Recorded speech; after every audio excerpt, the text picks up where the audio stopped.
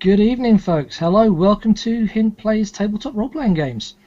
In a sudden change to format, we're all trying to go live at the same time with the same intro from the GM.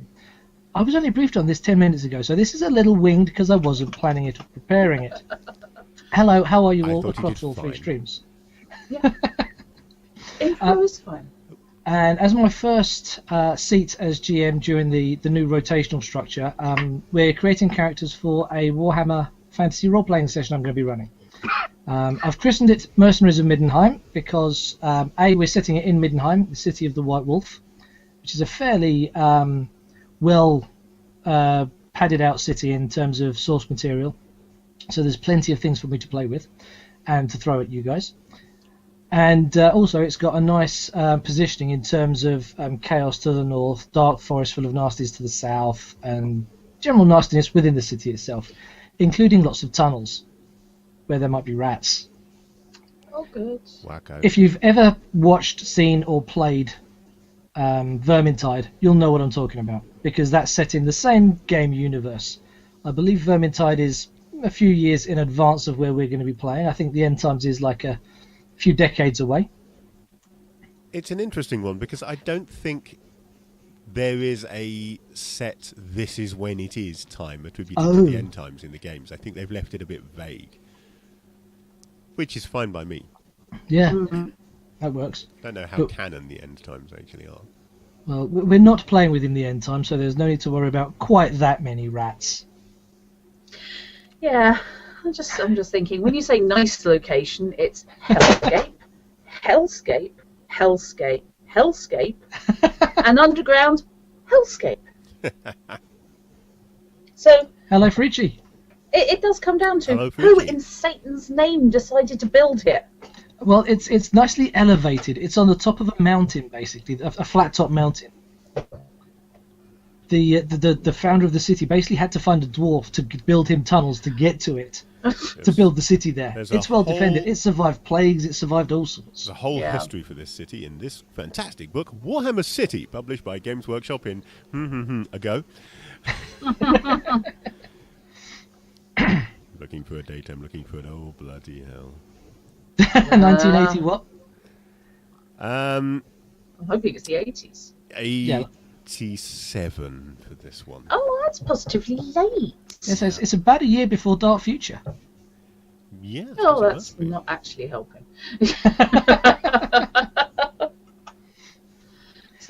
So that is where we are, and the reason it's Mercenaries of Middenheim is in order to avoid the always uncomfortable initial starter of, so how do you guys get to know each other? Do you know, you'll just meet in a pub and go, yeah, they seem like cool dudes.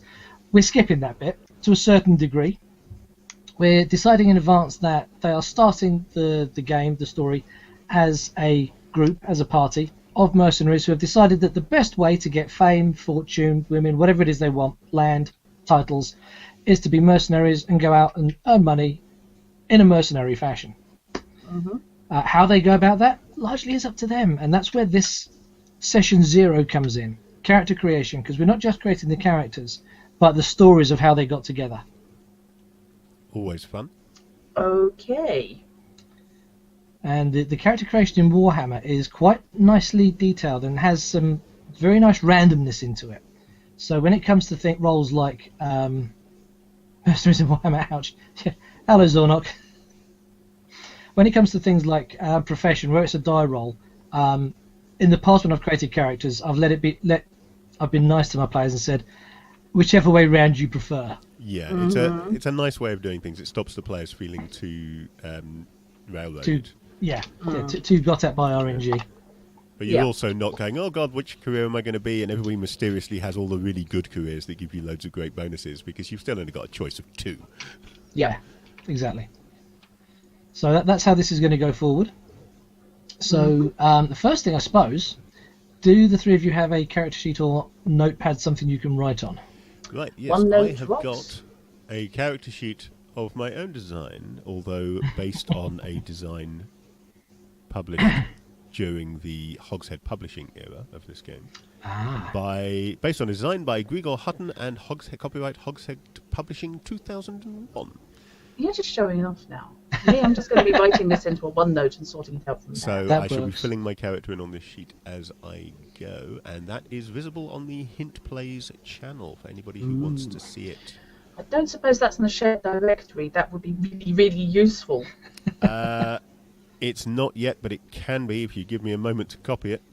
Well, that gives me a wonderful moment to correct a social faux pas on my part, because I think probably everyone that's in our channels now knows me, knows Drut, knows Fishy. Oh, God, But yes. However, we are Up not there, alone. up in that corner, there's a picture of the Imperial Scout and his trusty steed Fluffington, which is currently taking the avatar of Kikiki, whose voice you'll hear in a moment. Hello there. There we go. If you're watching on the Hint Plays channel, you'll notice I don't have that graphic, so we've just got a VC logo and the words no camera. Yes, I don't even have that. I simply have a voice from beyond. I thought about putting a graphic in place there, but I didn't get around to it. Actually, I There will be a more appropriate graphic next week once we know what character Kikiki is playing. Yeah. For now, Not next I week, but think next time. let's just put the Warhammer Fantasy Roleplay logo over the top of the VC logo because it's rather more in keeping. Yeah, that works. Unfortunately, without much time to be aware of what my character is, I don't really have much by way of things other than comical replacements Yes. for tokens. Fair enough. Yes, the Imperial Scout Trooper on top of a hamster is quite interesting.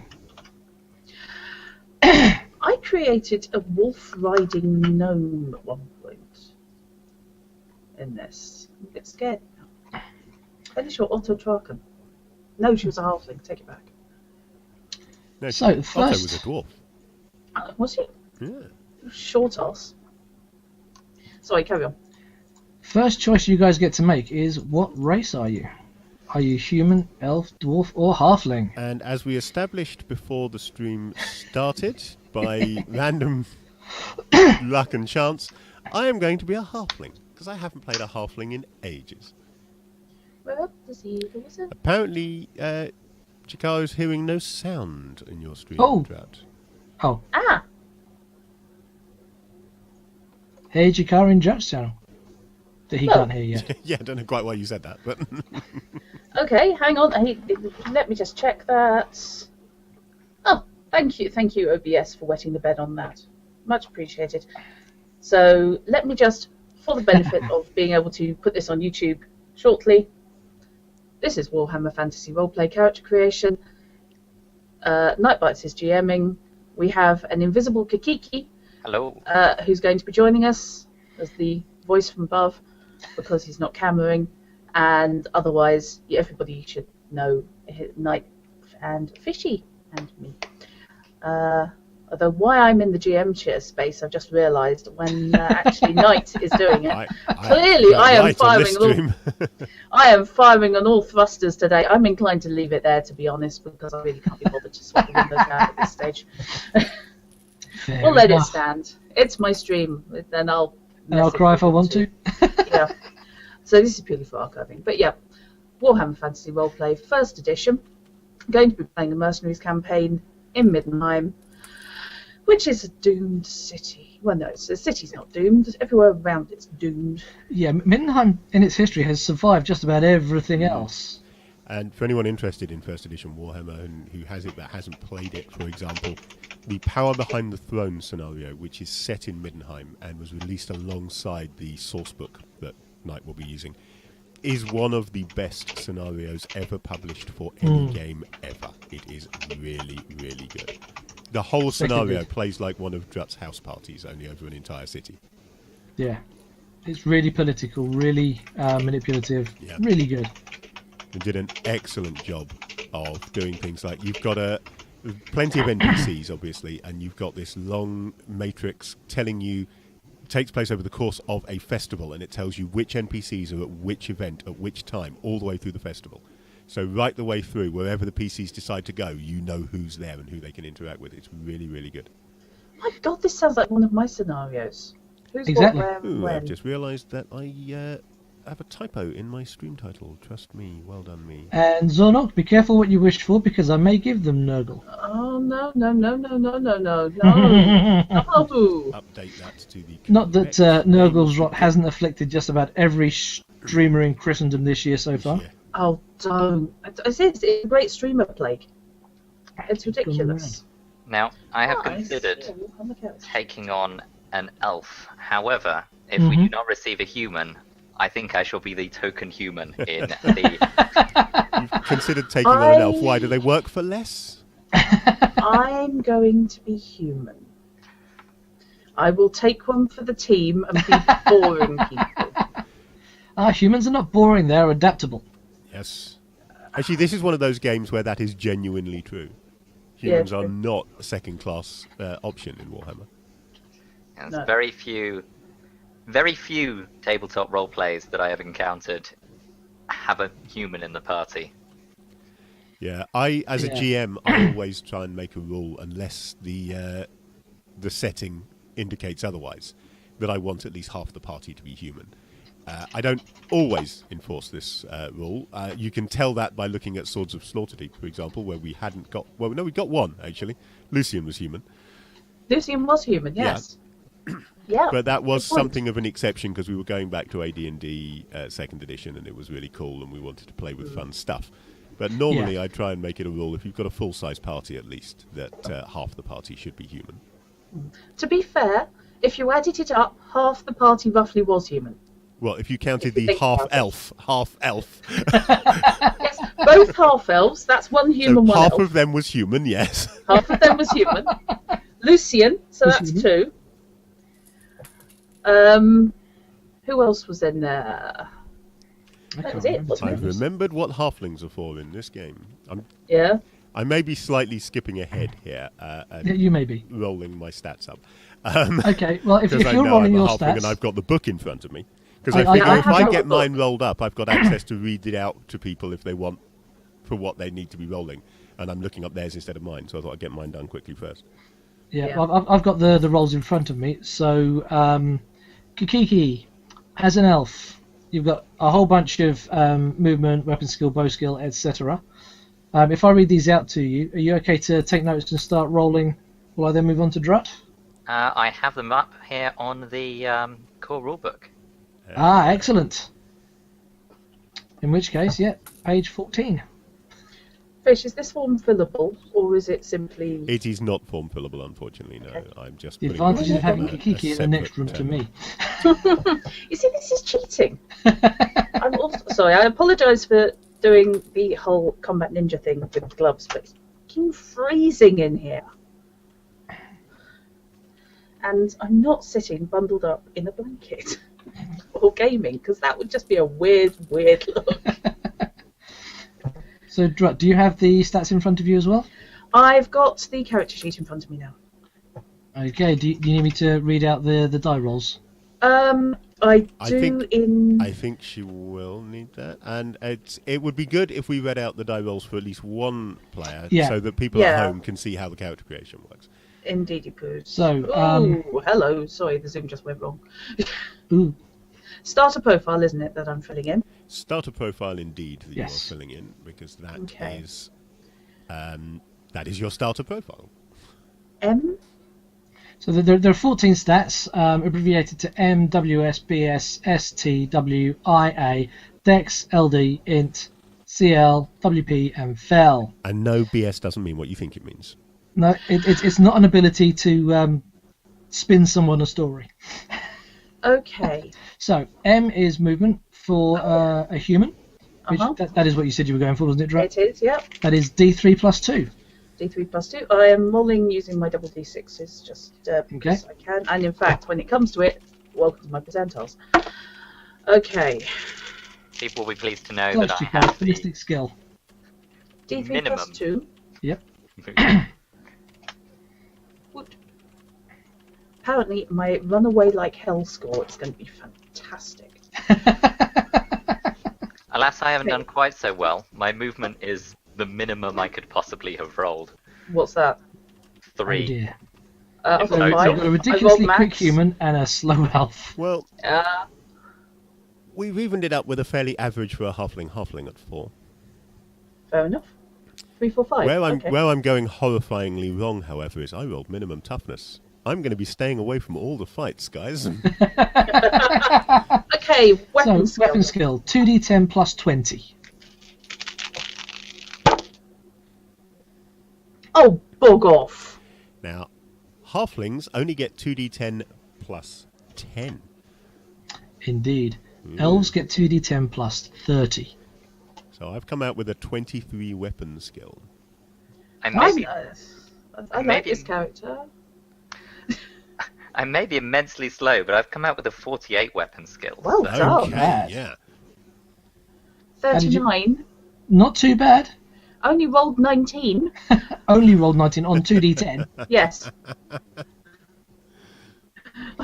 So That's ballistic maximum. skill. Near The maximum. Winds of Magic, Zornok, had not yet been invented when this game was published. They were detailed. The beginnings of their existence was detailed towards the end of first edition in one of the supplements, originally in White Dwarf, but it wasn't actually a thing. They hadn't created that yet when first edition was published. So probably Knight does have the rules because he got the bundle, if I remember rightly, from Bundle of Holding, which contains most of first edition. So it may be there, but I don't know for certain. Well, I also have the minimum wound value. Oh dear. So Trap, What's your ballistic skill is 2d10 plus 20. Okay. Oh, that's pants. Okay. So Drut's not going to be reaching for a bow anytime soon. 28. No. That's not too bad. A 2 and a 6. That's Yeah, not just- great. It's just a little shy of average. Shy, it's hiding in the corner, not wanting to dance. So your strength will be d3 plus 1. Yay. The halfling is the only one that doesn't get that, just gets a straight d3. Excellent stuff. Yeah. Actually strong for a halfling, but really, Yeah. really wussy. 3 strength, 1 toughness. It's Hey, yikes. Glass cannon. very much a glass cannon in halfling terms. Oh, good lords, that's some dexterity. That is a 19 on the dice. Ooh. Okay, what's So toughness, d3 plus 1. D3 plus 1? Okay. Yay. I'm liking the sound of the yays coming from Drut's corner. I think we have a moderately tough human that can't do ranged weapons. It sounds like Drut's rolling a tank. Ballistic skill 28. Well, in the old world, that would be a Strength panzer. 4. Yes. Strength 4. Toughness 4. Yeah, not bad, not bad. Well, maximum on both. So wounds, d3 plus 4. See, as I rolled the 2. D3 plus 4. Yeah. You're adding my wounds to the dice. And hello, Meki. Hey, Mickey. Hello, Meggy and I, yes. 6. So 7 then. D3 plus 4. There we go. Random NPCs. This is stupid. I was rolling ridiculously. How have you done on So, initiative, Right. 2d10 plus 20. How you doing, Mickey? I was actually going to randomise my character almost completely, but looking, they don't actually have a die roll in the book for gender, so I'm just going to have to roll odds Just a for coin? male, evens for female, Yeah. I suppose. Okay. Okay, attacks is Female 1. it There's is. no die roll for attacks. You get Okay. 1 attack per round. Yay. And that will not be ballistic with me. Do you realise That gets my character boosted sheet with does not various have careers space as for you go gender? down the line. Dexterity, once again, 2d10 plus 20. In fact, the remainder of your stats, Drut, are 2d10 plus 20. Okay. That's dexterity, leadership, intelligence, cool, willpower, and fellowship. That's another 39. Bloody hell. Well, I've just rolled my leadership and intelligence, both of which are 2d10, and not yet rolled over 10 in total. Oh dear. The halfling's going to be the leader. You haven't seen my leadership score, have you? You haven't seen mine, mate. Oh dear. Is yours higher than 17? Oh. It can't be. She's got a base plus of 20. Halflings only get a plus 10. Oh my word. Yeah. Oh. My leadership is less than you're adding to your die roll. Ooh. Am I going to have the highest Looks leadership good from here, Probably. Zorok. We're going to be relying entirely on you, Kiki. with a natural roll of 3?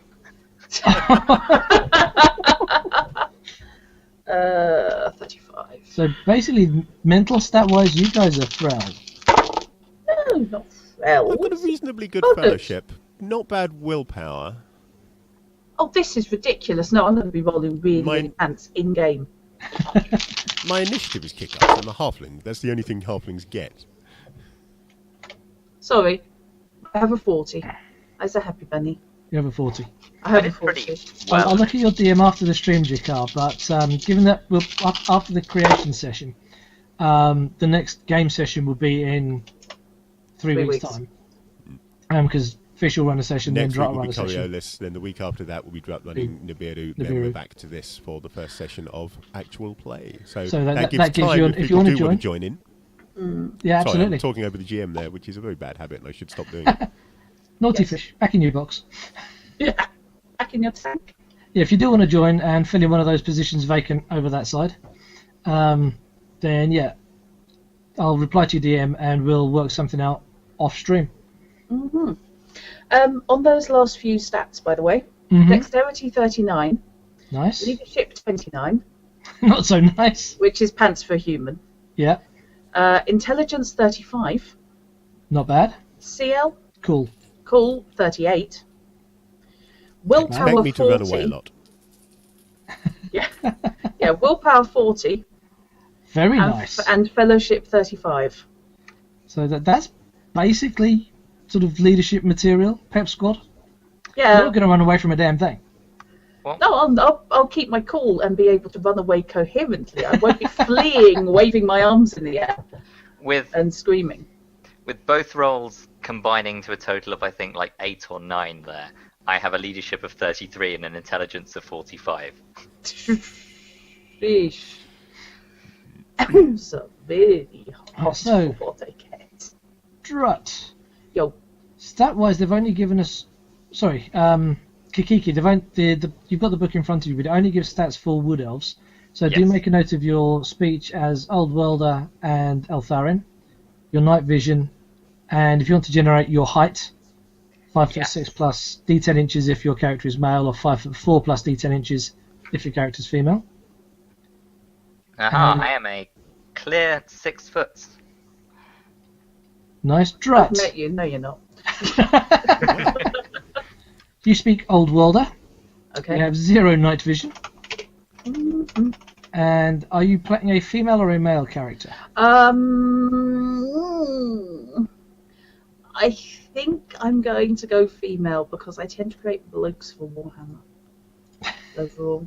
Then So, your height okay. is 5 feet plus d10 inches. I have got a really tall halfling. Yeah? Yeah. The only thing I rolled maximum on. She is actually 4 feet tall. Bang average, 5'5". I That's noticed for a pathetic. human in the old world, it's impossible to be 5'11" or taller. Yes, for those anyone of Germanic tendencies, whatever, in chat, if anyone wants to start chucking in female names, culturally appropriate female names, that would be cool because I'm rotten Well, at them. we have There's got, a few of those should in we wish the to use it, the character character pack. pack. This is a photocopy because I'm saving the original because this was released in like 1986, 87, something like that. And it's the most commonly used part of the game almost. So I need names. I'm for working that. from Oh, a look. photocopy of my original, which is sat just there. But this has got tables for names. It's also got advanced tables for description. You can roll for a build and then determine your weight based on your height and build. And you can get distinctive features, which is where the traditional good old-fashioned barrel-chested elf, which inevitably gets rolled, comes in. I don't think I've ever run a game of this that hasn't had a barrel-chested elf. What a concept. I'm doing my character randomly, Mechiador. I rolled it. Brunhilde is the name. I rolled a female halfling called Brunhilde. I haven't got a surname yet. There's no random table for that, so we'll have to come up with something suitable. Fish, what's the table for female names? It's a D1000. D1000 for female humans? For female humans, it's a D1000, yes. Let me just drop my font size down to where honey The character belongs. pack does a lot of extra randomness in terms of character creation. Yeah, it's a really, really good thing. You know, as well as giving you weight, it goes down to hair colour, eye colour. Yeah, all done by race, of course. Well, Also lets you roll for where you were born, things like that. I may join you on this randomization, in fact. Excellent. It's a random not game. It's fun to create your character randomly, because you get I'm random not starting saying- careers anyway, so... Oh, okay, Fish. Yeah. Basically it's D999, isn't it, for D1000? Hundreds, tens, and units. Well, it goes up to 1,000. 000 is 1,000. Yeah, true. 0, 1, 2. So 12, in other words. Well, We've probably of done the the job. D1000. Agneta. Depending on how you wish to pronounce it, because depending on language gives you different pronunciations for, but Agnetha, if you want it in Thanet. Oh, ew. And, Fishy, could you provide me with a wood elf name under the number 943? Now, wood elves are done differently. Wood elves, you instead, what it's got is a table with 2 columns. You get a prefix and a suffix. Which is a prefix and a suffix, yeah. If you want a posh name, you have more than one, basically. So you can go like prefix, suffix if you want a more posh-sounding name, or you can just go for a standard prefix and suffix. Either way, it's D100 for each of them. Right, okay, let's take 94 for the first one. Right, 94 is Urdi or Urdith, U-R-D-I, and an optional T-H, which you can decide whether you want to use that when you know what the suffix is, I suppose. Okay, and the suffix, I shall have a 22. A 22 is Cora or Coral, C-O-R-A, and an optional L. Urdith Coral, huh? Yep. Probably Urdith Corel, maybe. Trying to pronounce it Or, Elvishly. let's get rid of the th. Let's go with Dickerel. No, Dickerel. that's You're a dick, Corel. let's not do that. I'm sure that sounded better in your head when you came. It very much did. Let's go with Odithsaral. Oh, I have to go Poe. I'm going to have to go Poe. I'm changing from Agneta. Okay. So, what was your name in the end, Kiki? If you wanted the alternative, by the way, if you read your dice the other way around, you get Dagmar. I shall. No, you're all right. I shall put it in Discord for you, since it is probably easier. No, Meki chucked in a list of suggested names, and one's just leapt out at me because I'm an Edgar Allan Poe fan. Now, Fishy, what was your one? Brunhilde. That's going to really confuse people.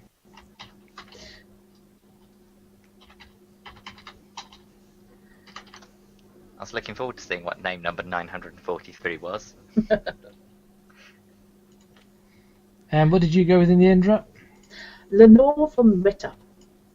Ah, so right, okay. Yes. If I get the noble on my rolls later on, I shall potentially add another prefix. No. Sorry, Fish, did I confuse you? No, it's okay. I'd written in Agneta, that's all. Yeah, I was going to use Right. Agneta, and then I spotted Lenore in the list that Meki put up, and I thought, yes, got to use that. So, we have names, we have some basic stats. Let's take a look at what else we can give you before we start going into career classes and skills and such. Yeah. So, first off, fate points. Everyone gets a number of fate points. My fate, my fate. Humans, you get D3 plus 1. Where's the fate points? Elves, you have D3 minus 1. Roger that. I shall have 2. Halflings, you have D4. Because you have no chance without fate points. Did you say That's what D3 it plus technically 1? comes out as. Yeah, D3 plus 1. Okay, where the hell do you list your fate points? On the second sheet, top right. If you're using my character sheet, it's down at the right-hand side. Now, down near the bottom, there are little checkboxes for you Just to to confuse people. tick them in. Ah, there we go. Yep, sorry, that's alright. I've been past it 3 times. And I haven't got a D4 out, so I better find one. Okay. It's probably the only thing that uses a D4 in the entire game. I think it is, yeah. I can't think of anything else that does. However, I have my Nibiru dice here, which is all D4s. Hey. So Well, I've come out with 3. That's not bad. On the D3 plus 1. That's about average. Yeah. So, who wants to try and guess? Guess? Who wants to try and guess how many fate points I got on a D4? 1. Wrong. I actually got 4. I might live. God. Good lord. Fishy rolls max on dice. You know what that means, don't you? Pants You're in the screwed in the game. game. Yep. It's to make up for the really crap rolls I got elsewhere. That's what it is. So let's take a look at your build. Are we all randomising the background and physicality, and or are you? Yes. So long as you allow us to roll both, to take either way. So build is on a D6, a single D6. Gonna regret this. Oh, I will have a 6. For an elf, that is average. Oh, fantastic. 6. Okay. And in for a the human, other die was 6. For a human, 6 is massive. Great. For a halfling,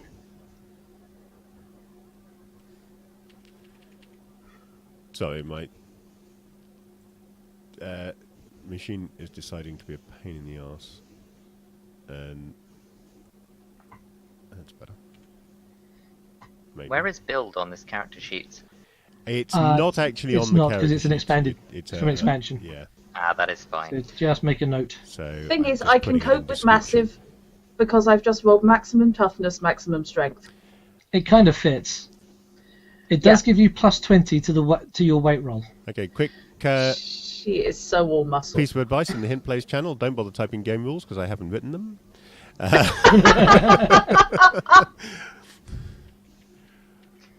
I mean, there may be a file that it will look up, but it won't have been written for this game. It will just be left over and imported from my own channel. However, welcome done, James. Yes, welcome I indeed. have. Yeah, welcome done, James. Hello. Right, And fair play for D6 for my build. Roll a It is 6. Everybody on the average. 6. I got 2. I am on average Oh. build. You are indeed on Because average build, which halflings means you are get the no anti-elves modifiers. when it comes to build. So, in terms of mass, I dislike the use of word weight, but it is. Now that's the A-level physics in me coming through. Yep. So, mass weight is done on a D100, which for And there are Druts. modifiers for height based on your race. Okay. Human 5'5". there are Any- indeed, yes, human 5'5". Human 5'5", that makes sense. Human 5'5", minus 20 pounds. So basically, I'm on straight on the die. You're on a straight roll. And what for 6-foot elves? 6 foot exactly, plus 10 pounds. Okay, and that is a 41 on the die, so that is 61 pounds. Elf 41 on the die is That's very little. It is very little. Elf. that's very little. I think elves supposed to Are be you part are you bird. rolling No, weight from the core rule? I'm cross-referencing on a table, Kikiki. Ah, fantastic. So the 41 on the die registers 120 pounds plus your 10, 150 pounds. If you want your dice the other way round to be a 14, that instead would make you 110 pounds if you want to be on the thin side for an elf. I have a die with 10s and a die with single digits, and I'm working off that. Yeah, I'm cross-referencing on a table, so Whichever way round you want it, you can be £110 or £150. I'm sticking with the 150. I have the slowest possible move speed. Let's go with it. 64 or 46? 64 would be 155, 46 would be 150. No. 155 it is. I established she's pretty much all muscle. Well, it's not exactly excessive. I just escaped being underweight.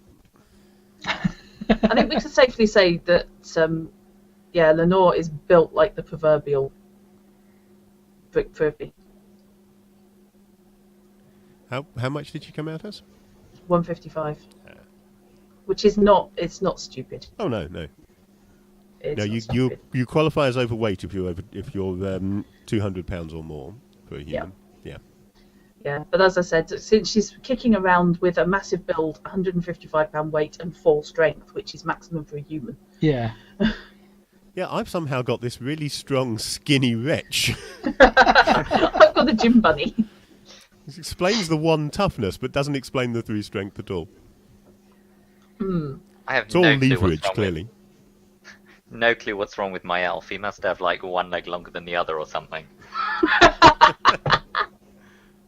That's because he stands up trees and they're uneven branches. They've affected his growth. Exactly. Ooh, there are additional modifiers based on gender. Oh, okay. Raise your hand if you are playing a female character. Okay, you two. On your weight, there is an additional modifier. Druck, can you roll me a d6, please? Sure. In fact, both roll a d6. 4. 4, okay, minus d10 £. Okay. And 1. Fishy, Big freaking deal.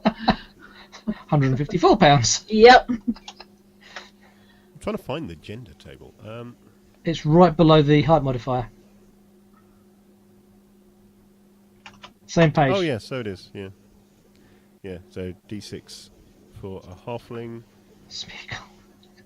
Okay, rolled a 5, which is no modifier. That's handy me, so I don't know Fair if I enough. check anything. Good Which is stuff. probably a good job, because if I had dropped down, I was in danger of hitting the underweight, which were it possible to happen, any underweight result would have put me at 0 toughness. At which point, this is a character who didn't make it through childhood. I thought it was only. I thought it was only in Traveller that you could die in character creation, but apparently it's possible for a female halfling in Warhammer. It's possible here too. Yeah. Yes. So mind you, Hair colour. mine comes out 11 stone. I will live. That's not bad. So there are That's no additional modifiers for males then. No, the previous set of stats assume a male And character. elves so have no modifiers anyway. Male No. and female elves are built exactly the same. Often, even when you take all their clothes off, you can't tell the difference. I was about to say they're fairly androgynous generally. So, hair colour and eye colour next. Right. Let's go through the whole randomisation thing. We'll I get some have really got random dark characters brown here. hair. So this is done on a percentile. So again, you've got the choice of flipping the dice round as you see fit. 91 or Rolling 19? randomly. 91 gives you, as a human, gives you either sienna hair or silver hair. I was going to be silver. Sienna hair, isn't that an actress? Yes. I shall You take have to be a 18 to know who she is. 59. Yes.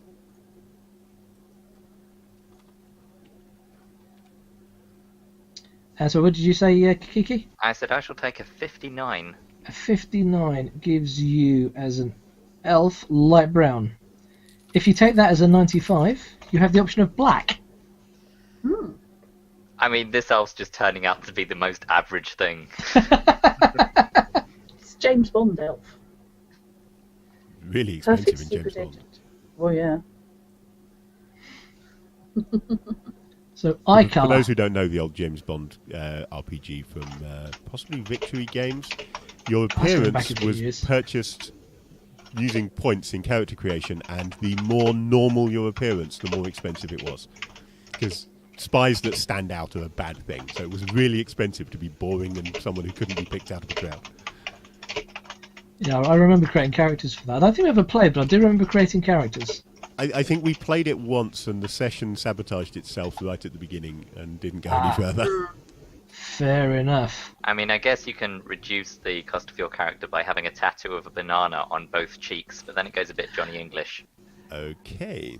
Yes, that would be very Johnny English indeed. Eye colour, again done on a percentile. Yeah, let's move swiftly on that. Indeed. Yeah. Well, what is 99? It's one away from 100 and purple, whichever way you go. Excellent. Silver hair, purple eyes. I'm stuffed for undercover work. You're a drow. Okay. Let's have a It's fine. 21. So say that again, Kiki. 21. 21 would be blue eyes, or if you flip it over and be 12, you get grey blue. Ah, so blue or blue. Fantastic. Yeah, blue or pale blue. So Brunhilde was born in the Moot. Fishy's gone further ahead and got location. Yep. What colour hair and eyes did Brunhilde end up with? Dark brown, dark brown. She's really Okay. boring. But she's very tall to make up for it. Right, do people want distinguishing characteristics? I Bear in mind, do, these they're could brilliant. have an effect on your stats. It is No. possible to have a scar that will reduce your fellowship, one eye that will halve your ballistic skill, huge frame which will give you an extra percentage on your weight. So, As with a D6 big minus belly. 2, rolling that now. 4! Maximum distinguishing characteristics, inevitably. Is that So- D6 minus 2? D6 minus 2. Let's see what we get. Just, Meki in the Him Plays chat, I think of creating a flaming witcher. Silver hair, purple eyes. It's either a witcher or a drow, depending on... I am very disappointed with the quality of fan art for The Witcher, by the way. Yeah? Very, very rarely do you see, or character art for that matter, very, very, very rarely do you see a picture of a character who is a Witcher and doesn't have white hair. That's only Geralt. Play the damn games! None of Yeah. the others have it! It's Geralt and Ciri to a certain extent. But, yeah. Series a different case. Ciri's a different case to everything. Yeah. Fair enough. Oh, and for fans of The Witcher, by the way, who are in the UK, if it's still on, today Amazon Co UK had a deal of the day on Witcher novels on Kindle for 99p each. So if you're Yes. interested, take a look, see if they're still there. Yep. I may take a look after the stream. Yep, I was able to complete my collection. So, Kiki, how many distinguishing characteristics did you get? I got 2. Okay, again, it's all done on percentile, and we can flip it around whichever way. So, let's have your first And I one. believe... Yeah. Yep, don't roll 38 to 40 because it doesn't exist. They somehow left it off the chart. Well, that's fine. got I shall have an 4. 82. 82 would be a loud voice, Oh, or 28 would be... Where's 28? Bald. bald with light brown hair. It's your eyebrows. The loud voice will give you +5 to leadership, -5 to fellowship. I think I can That see is where fine. my character is going. Yeah? First roll, very white teeth, +5 fellowship. I'm up to 50 fellowship. Sheesh, you are the face. We've got another That's not the talker. face man. We've got another Famous Famous one. Mark. Mark 2. Your second roll, Yes. Yep, I'll have an 18, please. 18, gives you an attractive face, plus Oh. 10 fellowship, or if you take the 81, that would be a loud voice. Can I have 2 loud voices?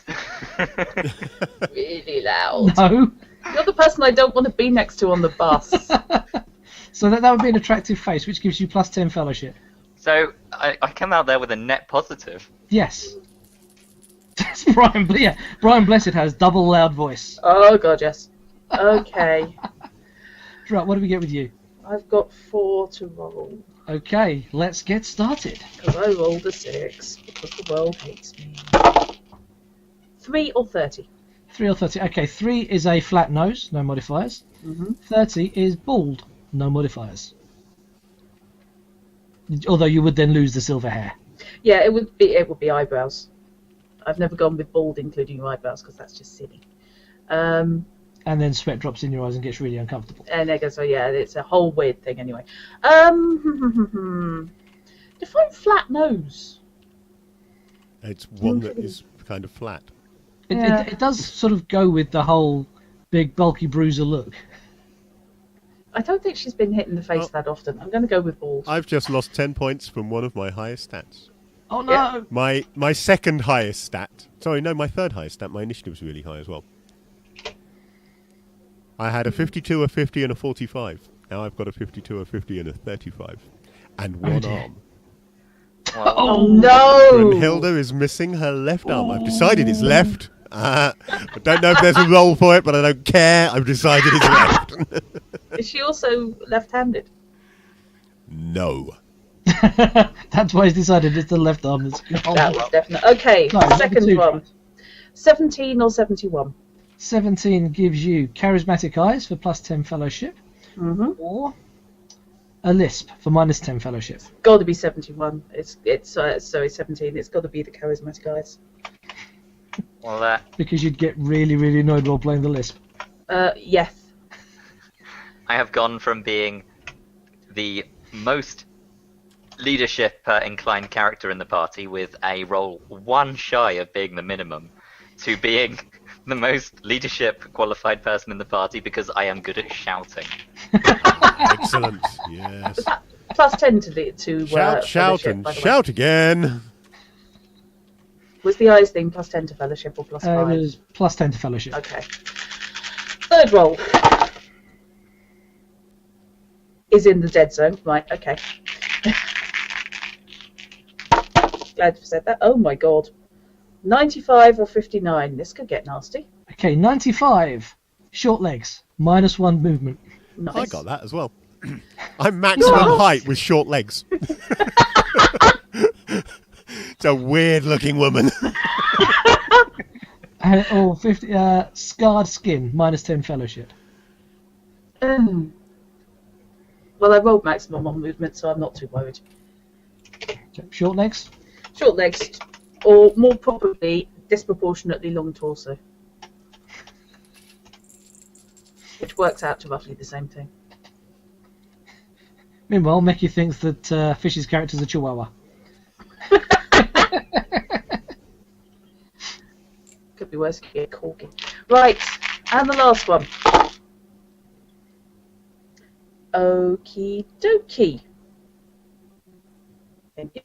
So that is a 39 or a 93. 93 would be even shorter legs. Stuff that. 39 is in the dead zone. Ah, no, I don't like that. So but you get psychometry and can see the past by touching objects. I mean, that's really useful. I'll tell you what, I will take a Because it gives you one you've already got. Or, yeah, I'm not happy with the one I've already got, with taking double on your one I've already got. no, doubling up I think is a bad idea. Reroll because it's either. Yeah. So, 27 or 72? Okay, 72 would be a lisp. 27 would be a limp. Fantastic. Does that knack your movement again? -1 movement. Oh, fantastic. And the lisp has a -10 fellowship. Yeah. Oh, bollocks. Yeah, these tables can be a bit harsh sometimes. Yeah. These could be a bit shitty, really, can't they? Yeah. Has that pulled everyone down to my level when it comes to movement? Well, I'm on 3 now. Yes, brilliant. Oh, fantastic. We're all on 3. Well, that's okay. We won't have to worry about waiting for the slowest member of the party. Struth. I'm not very good at walking, so I travel with people who have short legs and a limp. Yep. You realise you are forcing me to wear high-heeled boots. Or platforms. Platforms, yes. No. There speaks a man who's never worn platforms. I assume. But, no. I think we're talking I block don't know, he is heels a drummer. I mean, who knows what kind of weird things he's got up to. I thought the standard thing there was bare feet, from what I've seen. Socks normally. Ah. Which is why I have shoe insoles taped to my drum pedals so that I don't get cold feet. Recommendation: yoga socks. Bare feet doesn't work so well Thermal, with drums. You damage the pedals. insulating. Yeah, thermal, insulating, non-slip dots on the bottom. That's no good. I need to be able to slip. You need to be able to One slide. of the techniques for getting faster beats on the bass drum, and technically the hi-hat, is sliding technique on the pedal. So you stomp on the pedal, and then as your foot slides back, you tap it down again. So you've got a lot of slide going on with the foot to move it around on the pedal. So a quick ahead, again, skipping ahead a page in the rulebook. I'm just going to write career class rogue in here because it's the only one I qualify for.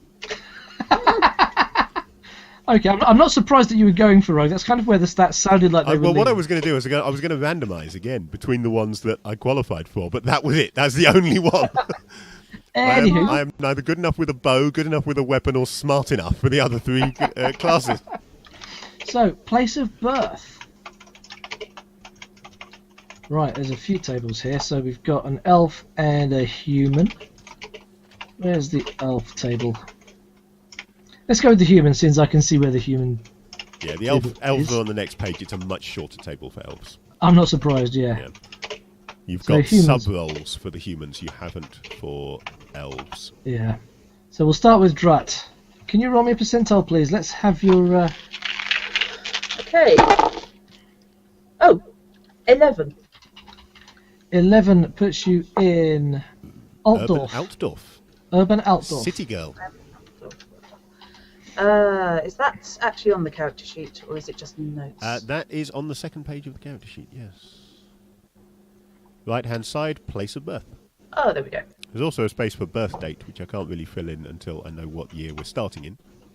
Okay. Altdorf. So, Kiki, you have a much shorter list of options, but it's still a percentile roll. At a point, I didn't give Drat the other option, did I? That's true, you didn't know. What was the number you rolled? Because I only gave you the first one. 11. Oh, 11 is 11. So 11 is 11. Instead of Altdorf, you could have had an Altdorf instead, if you'd prefer to come from there. I found the other thing that you use a D4 for. It's only halflings. Halflings have 2D4 minus 2 siblings as well. Ah, right. Except that the 4s explode. Halflings explode. Exploding halflings. Kiki. I can believe exploding halflings in Warhammer, actually. It's the kind of thing... percentile for your location, please. And that will be a 76. 76. Okay, that could give you either the Mirror Moors or Laurelorn. I shall take the 76, not the 67. Okay, that's the Mirror Moors. Fantastic. Sorry. Now that's a location I don't know, so I'm going to have to go and look that one up. Location I also don't know, so that's going to be fantastic.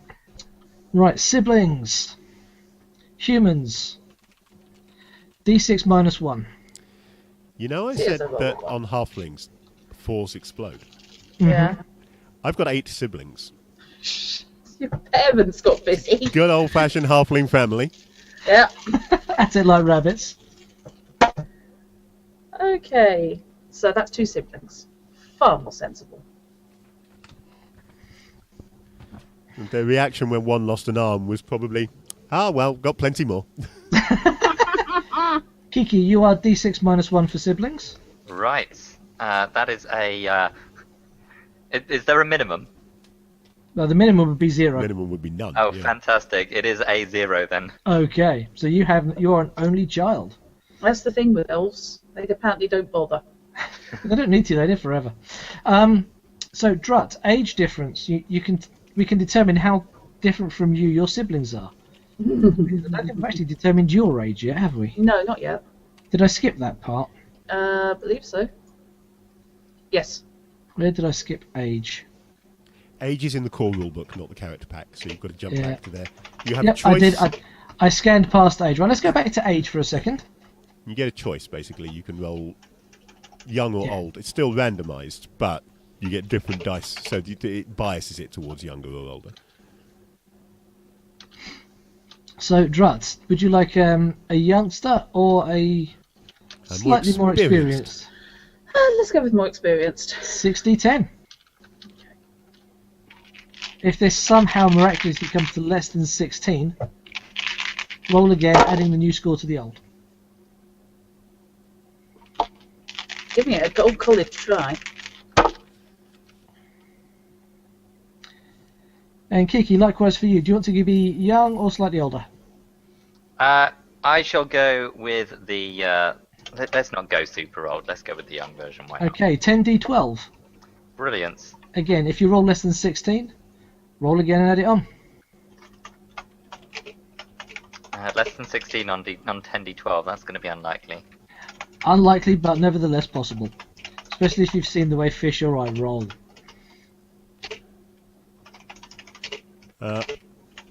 Alas, Brunhilde's mother is no more. Probably died from fatigue. Death by childbirth. Nothing compares to what Tacklesh ended up with.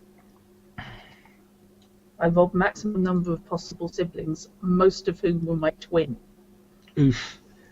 I think it worked out to octuplets Ouch. in a fantasy setting. Mother died in childbirth. No, So mum for real. yeah. My elf is apparently 74. That's not bad for enough. Fairly Elf is average. only 5 years younger than my father.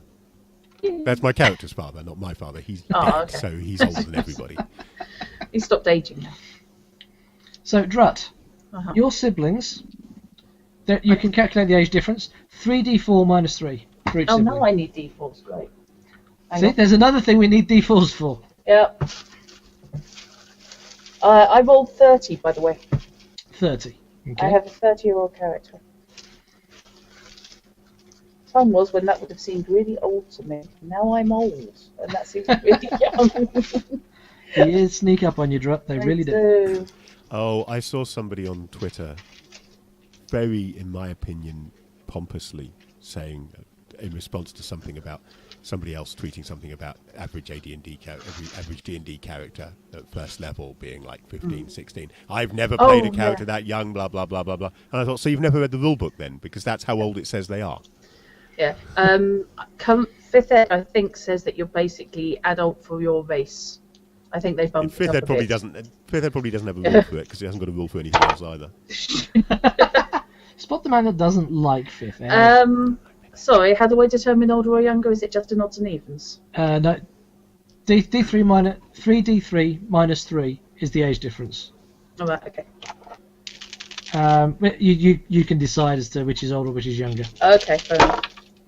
So Oh my god. Thank god it's D3s. Actually makes no odds. I'm smeg. 3d3 minus 3. sorry, my apologies. 3d4 minus 3. My bad. Oh, right, okay. That's why you reach for the d4s. Yeah, sorry. Brain fart on my part. Too many 3s in the sentence. So 7 years. So D4 cal drops. Absolutely, Jakar. that's going to be 7 years older.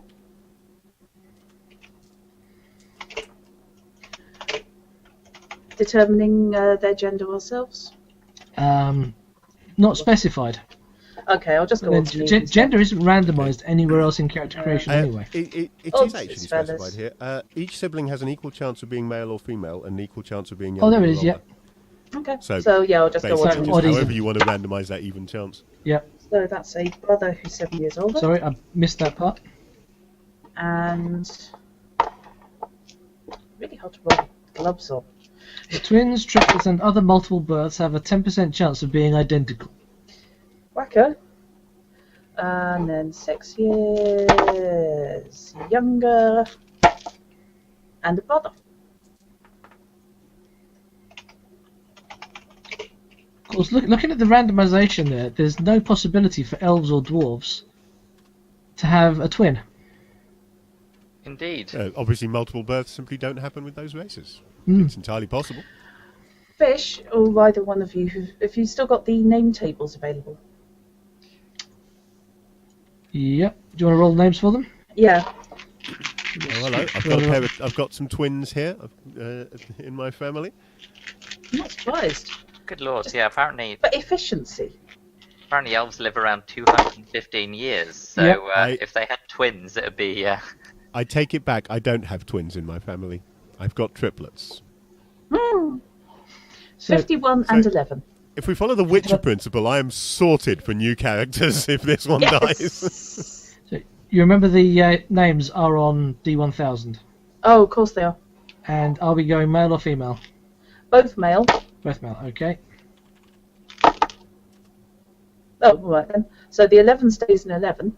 Okay, so the 11 would be Adolf or Adolphus. Adolphus. And 251. 251, let me scroll down far enough. 251 is Edgar. Edgar. Okie dokie. Edgar and Adolphus. So there's a 13-year spread between those two. My parents really were in no rush.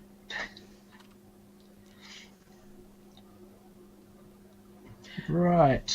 Mackie, there are a few games that give you full character creation for your whole family.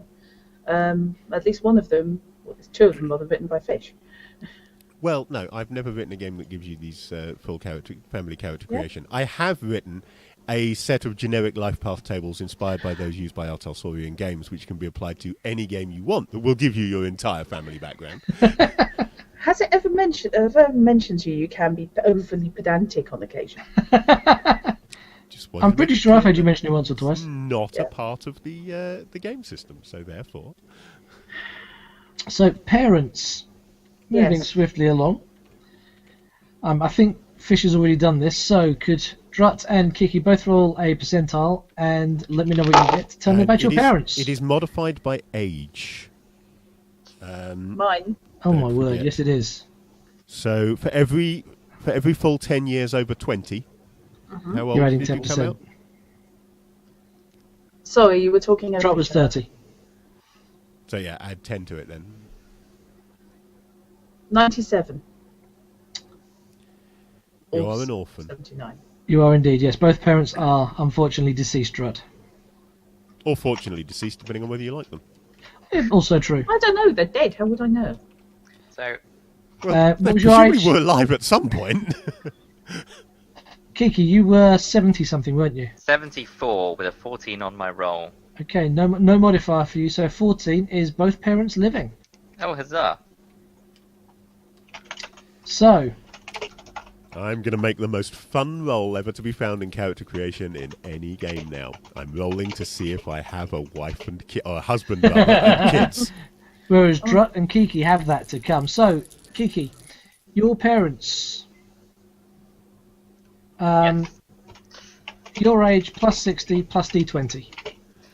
Okay, Oh, I'm that too will be young. a 20. So that is 154. Okay, that's one parent. Now do the same again for the other parent. Oh wow, there's a 15-year age gap there. They're elves, it doesn't matter to Yeah, them. I guess not. Yeah. It's 139 for the other one.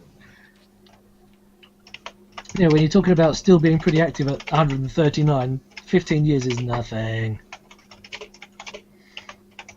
Okay, spouses and children. Here we go. Do you have spouses? Do you have children? I don't. Drut. You've got to be 41 as a halfling, and I'm only 39, so Oh yeah. Just I'm lads out too there. young.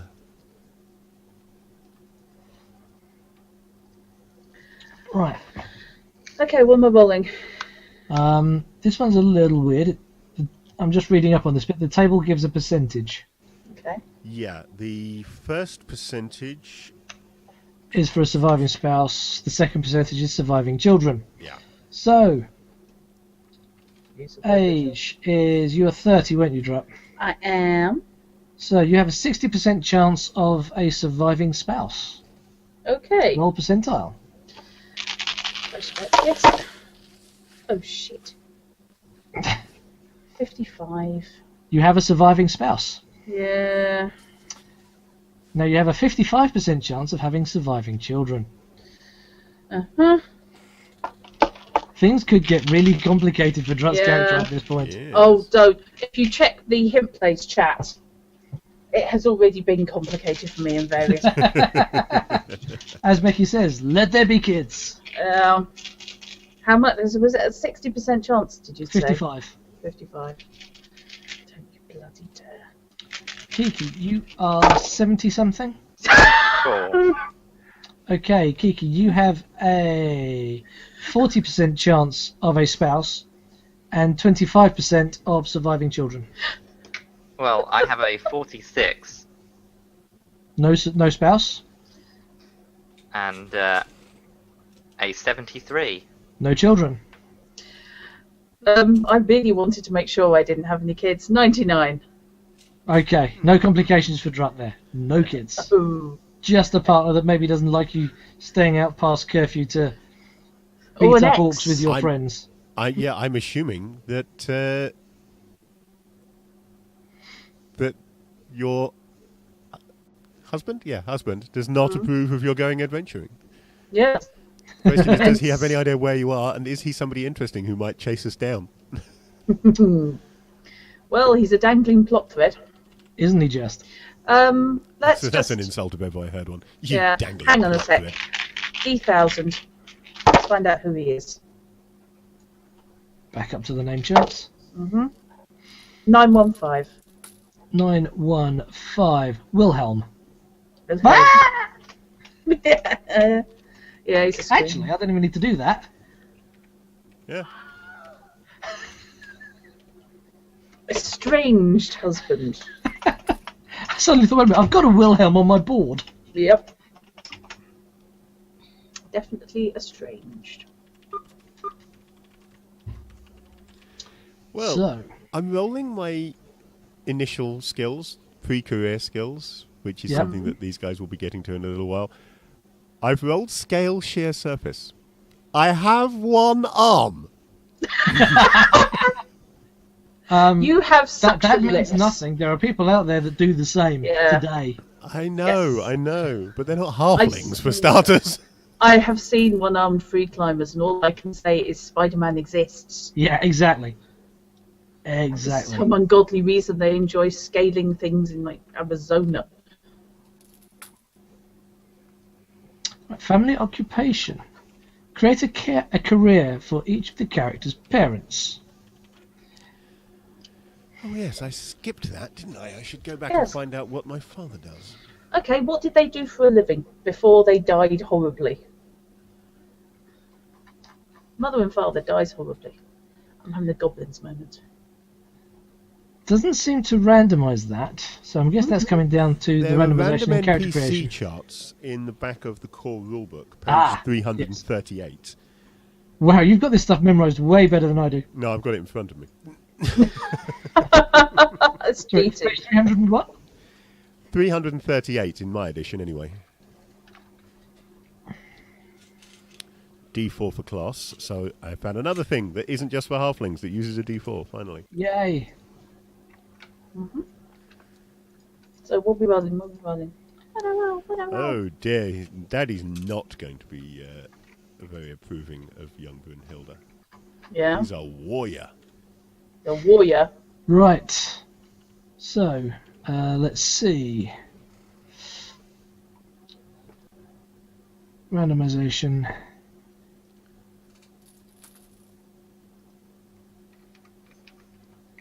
D4, yeah. To start with, D4 plus.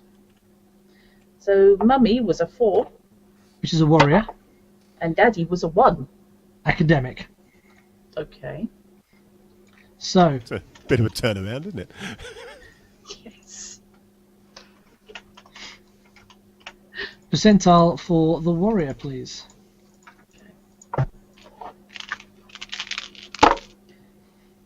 Gold. 92. 92. Mm-hmm. He was a squire. Was she? She was. Interesting. Oh, yeah, it was Mum that was the warrior, wasn't It it? was Mum that was a warrior, yeah. Mum was a squire. Interestingly, Okay. so was Brunhilde's father, which might give us a possible connection between those two characters as to how they met. Yeah. Interesting start. Turned up at the same, their squire parents turned up at the same place alongside whichever knight, and the two of them met as a result. Well, both of my parents are apparently rangers, so they're probably going to be very busy. That works out nicely for elves. So, your father, the academic, let's have a percentile for him. 14. 14 would be an artisan's apprentice. Mm-hmm. If we flip it to 41, that would make him an initiate. Oh, it's got to be initiate. She has to have got those eyes from somewhere. That's what we did. We didn't flip the 92 around, did we? It was 20. Yes. So 28 would have been a mercenary. To be honest, I'm happy with the squire because I Cool. do like the potential connection. I do too. I just wanted to give you the option. Yep. Uh-huh. These Yeah. random NPCs are actually from page 111, although in the back of the book it duplicates all the tables, which is rather useful.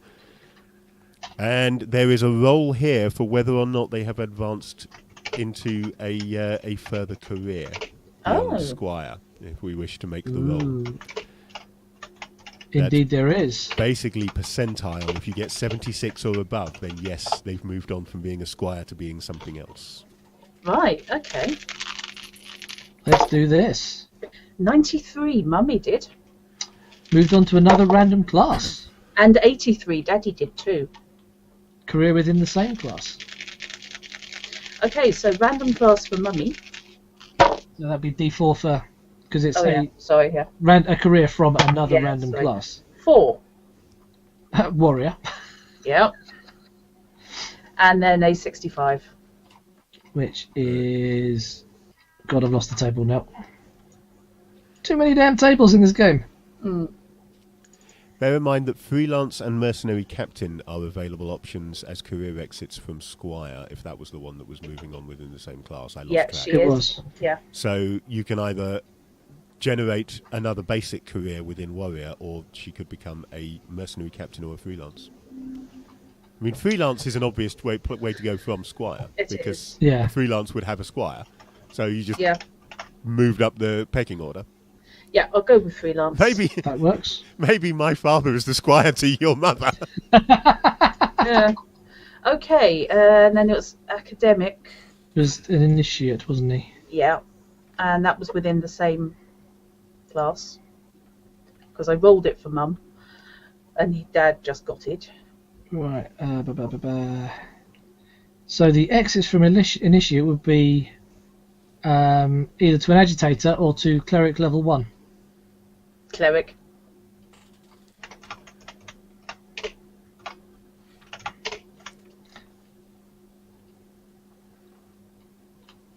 Nice. Now, both yours were rangers, weren't they, Kiki? Yes. Let me find the page again. Let's do the...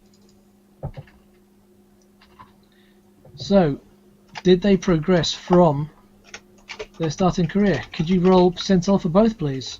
Yeah, let's deal with this. Let's see. The mother was a 12. Nope. Okay, and the father was a 24. Nope. In either iteration of the numbers, they do not progress from ranger. But again, that kind of works for elves. I don't think I could possibly have randomized something more generic.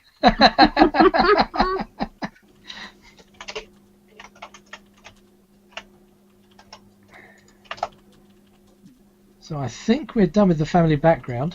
Mm-hmm. So- Of course, this is where we randomise the siblings' occupations. Well, Oh, that's God. optional. You can do that if you wish to. I would suggest only doing it for adult siblings, certainly. Yeah. Because, that 6-year-old, are they really going to be a rodent? Actually, both of my siblings are adults. Do you mind if So I... in that case, Not at all. is it percentile? No, it's D- class D4 then percentile. Okay, so a 3. I'm going to find the chart again because I've moved away from it because I've forgotten about the siblings. So I say. I'm just curious. So a 3 would be a rogue. Oh God. Both rogues. My older and younger brothers. Both rogues. Okay. Both rogues. So percentile for both, individually of course. 72 and 42. Right, 72 would either be a rustler Mm-hmm. or a entertainer. Yep. And what was the other one? 42. 42 would either be a footpad or a beggar? Ooh. Oh no.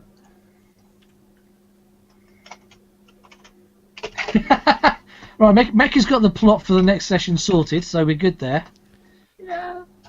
Hang on a sec. Also, How did I manage that? I'm sure I had triplets. And they 4 vanished. is warrior, isn't it? 4 is warrior. Right. Hang on. What's a 21 on the career for warrior? 21 for a warrior would be a marine. Oh boy. Who's a marine? Hubby. Hubby is a marine. Wilhelm is a marine. The estranged hubby. The estranged hubby. Makes sense, I okay. suppose. Yeah. I think, to be fair, given the strength ratings and the whole made of muscle thing, she'd probably kill anybody who wasn't. So is that made as in M-A-I-D or made as in M-A-D-E? Because they would both fit. Made of muscle. Maid in Britain. Okay. She's not a maid. Well, rephrase, she's not a maiden. Definitely not a maiden. She's 30 years old and married to a marine. Does seem unlikely, doesn't it? It does seem That's rather, deeply yes. unlikely. Neither's he. I think Mecca's trying to write this into the Warhammer Fantasy dating sim. Yep. As he said, Warhammer Valentine edition. Well, I discovered that Cold Hearts was apparently done using a visual novel creation engine. I didn't realise that there was a game builder for visual novels. There's although a I really game should builder have for done. everything. Yeah, I think I just never particularly looked at it. So if you want to do the visual novel for Warhammer, Becky, I don't doubt that you could find... That would be the ultimate in fan art, wouldn't it? That would, It rather, would. wouldn't it? Yes. Yes, she proposes an arm wrestle every time he wants to get busy. So I suppose I've got 6 siblings that are worthy of generating careers for. Good Lord, Fish. My word. I'll be a little while. You didn't get any siblings at all, did you, Kiki? No, I got nothing. I got nothing. No siblings, no partner. Again, nothing. fairly sort of generic adventurer.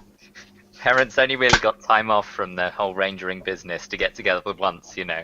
Yeah, they grew up different trees for the rest of it. Right, Fish, are you happy for us to progress while you do your... Yep, you carry on. There's the sound of a man who's going to be there a while. Well, he's got a rulebook in front of him. I'm sure ahead he'll of catch... you anyway. I've just come back to this, so... Yeah. Oh, okay. Fair play. I've now got to find the skills part of the book because I skipped around for... Okay, well, Some of I'm the background certainly there. fitting in with the family so far. Yeah? Yeah, I've rolled 3 rogues in a row there. Wow. So, what I suppose we should actually don't. I've got there. We did fate. Career classes. Is there a skills pre? No, there isn't. Right. So, career classes. For you to want to be a warrior, you must have a weapon skill of at least 30. To be a ranger, you need a ballistic skill of at least 30. To be a rogue, you must have an eye of at least 30. Unless you're an elf, in which case 65. Well, I'm glad I've got a 64 then. So no rogue for you then. And academics must have an int of at least 30 and a willpower of at least 30. You see, I'm awfully tempted to take an academic, despite the fact the whole built like a brick privy thing. Well, I know that I cannot be a rogue, so I'm simply going to say warrior, ranger, academic and roll a d3. And apparently, I'm an academic. Okay. I shall take warrior then. Annoyingly. Like it makes a difference in this game. It does. Not a vast amount. Academics are very rarely prone to rush into combat and gut people with a penknife. It I mean, may you don't not have to come take as a the great warrior. surprise to you, Drut, if I tell you now that elements of the character creation system in Obsession are inspired by Warhammer 1st Edition. Not shocked. Yeah. Right, you don't I have love to this take stuff. a warrior if you don't want to. No, it's okay. It's like playing a Witcher game without a Witcher or combat. No, It it's happens. cool. It's cool.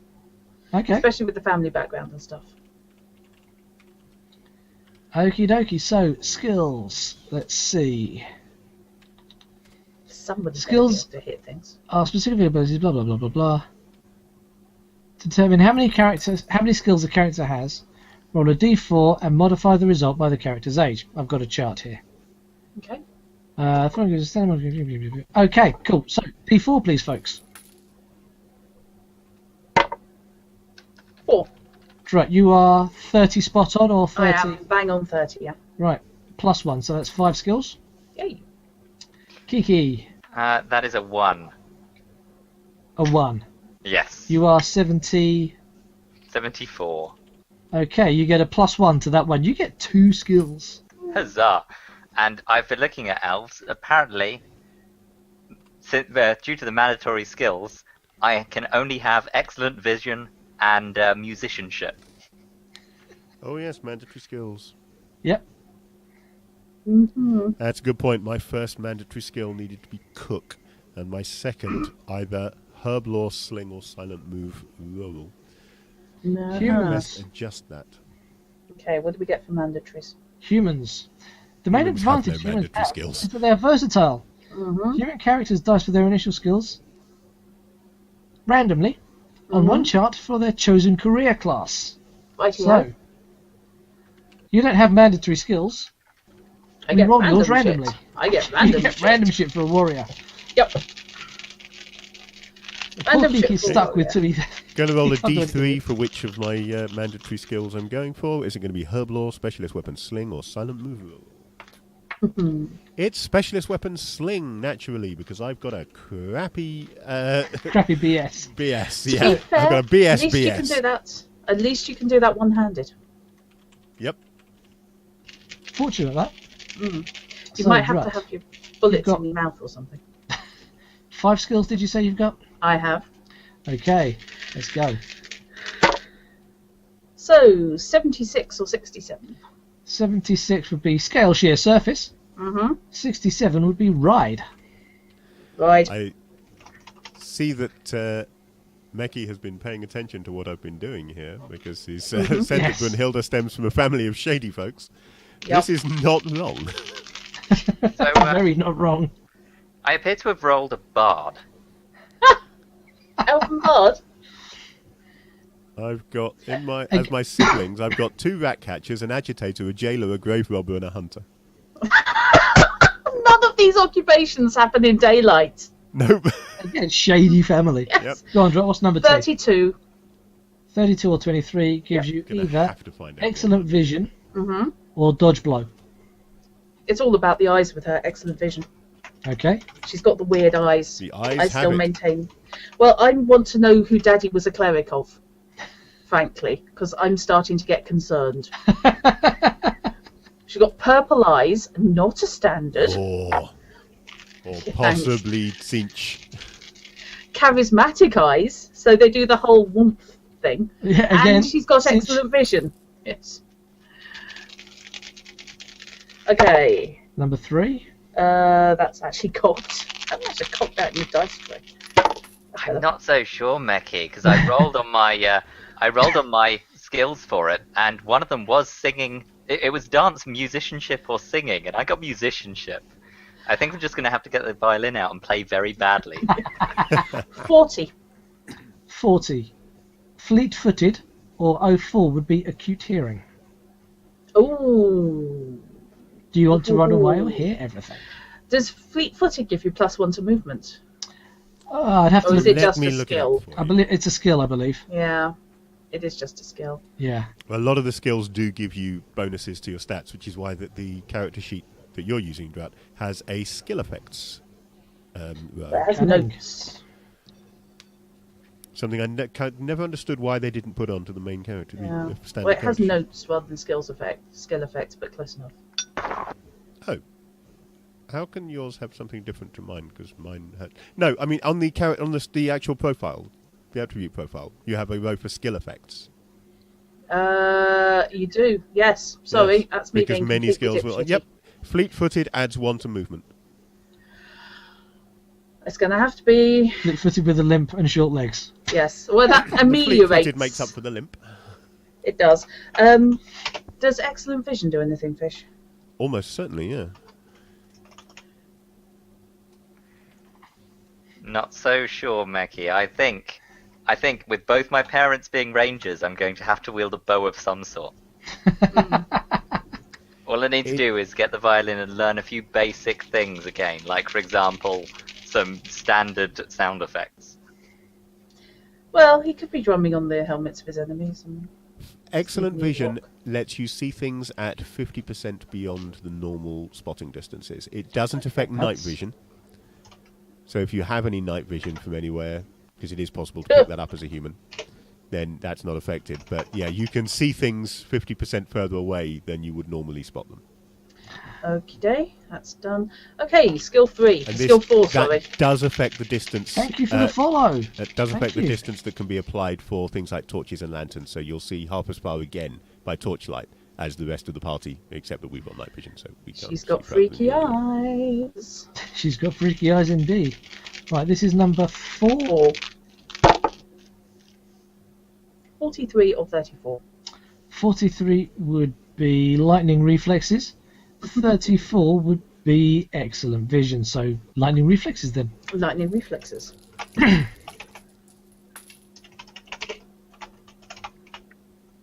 Any effect on that? I suspect that gives a +2 eye. There you go, Grogger Vision. Thank you very much for the follow. Thank you. Welcome aboard. Hey, hello, Grogger Vision. And Very Blood Bowl name. it is rather.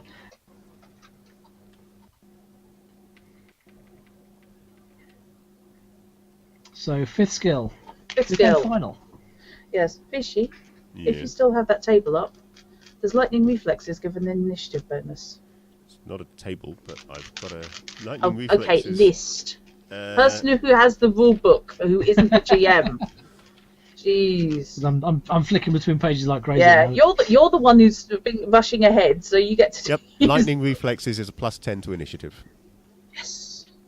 Excellent. Bloody hell. That's a bit on the scary side.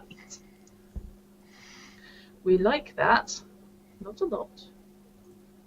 And the final skill. Now roll a 55. Go on.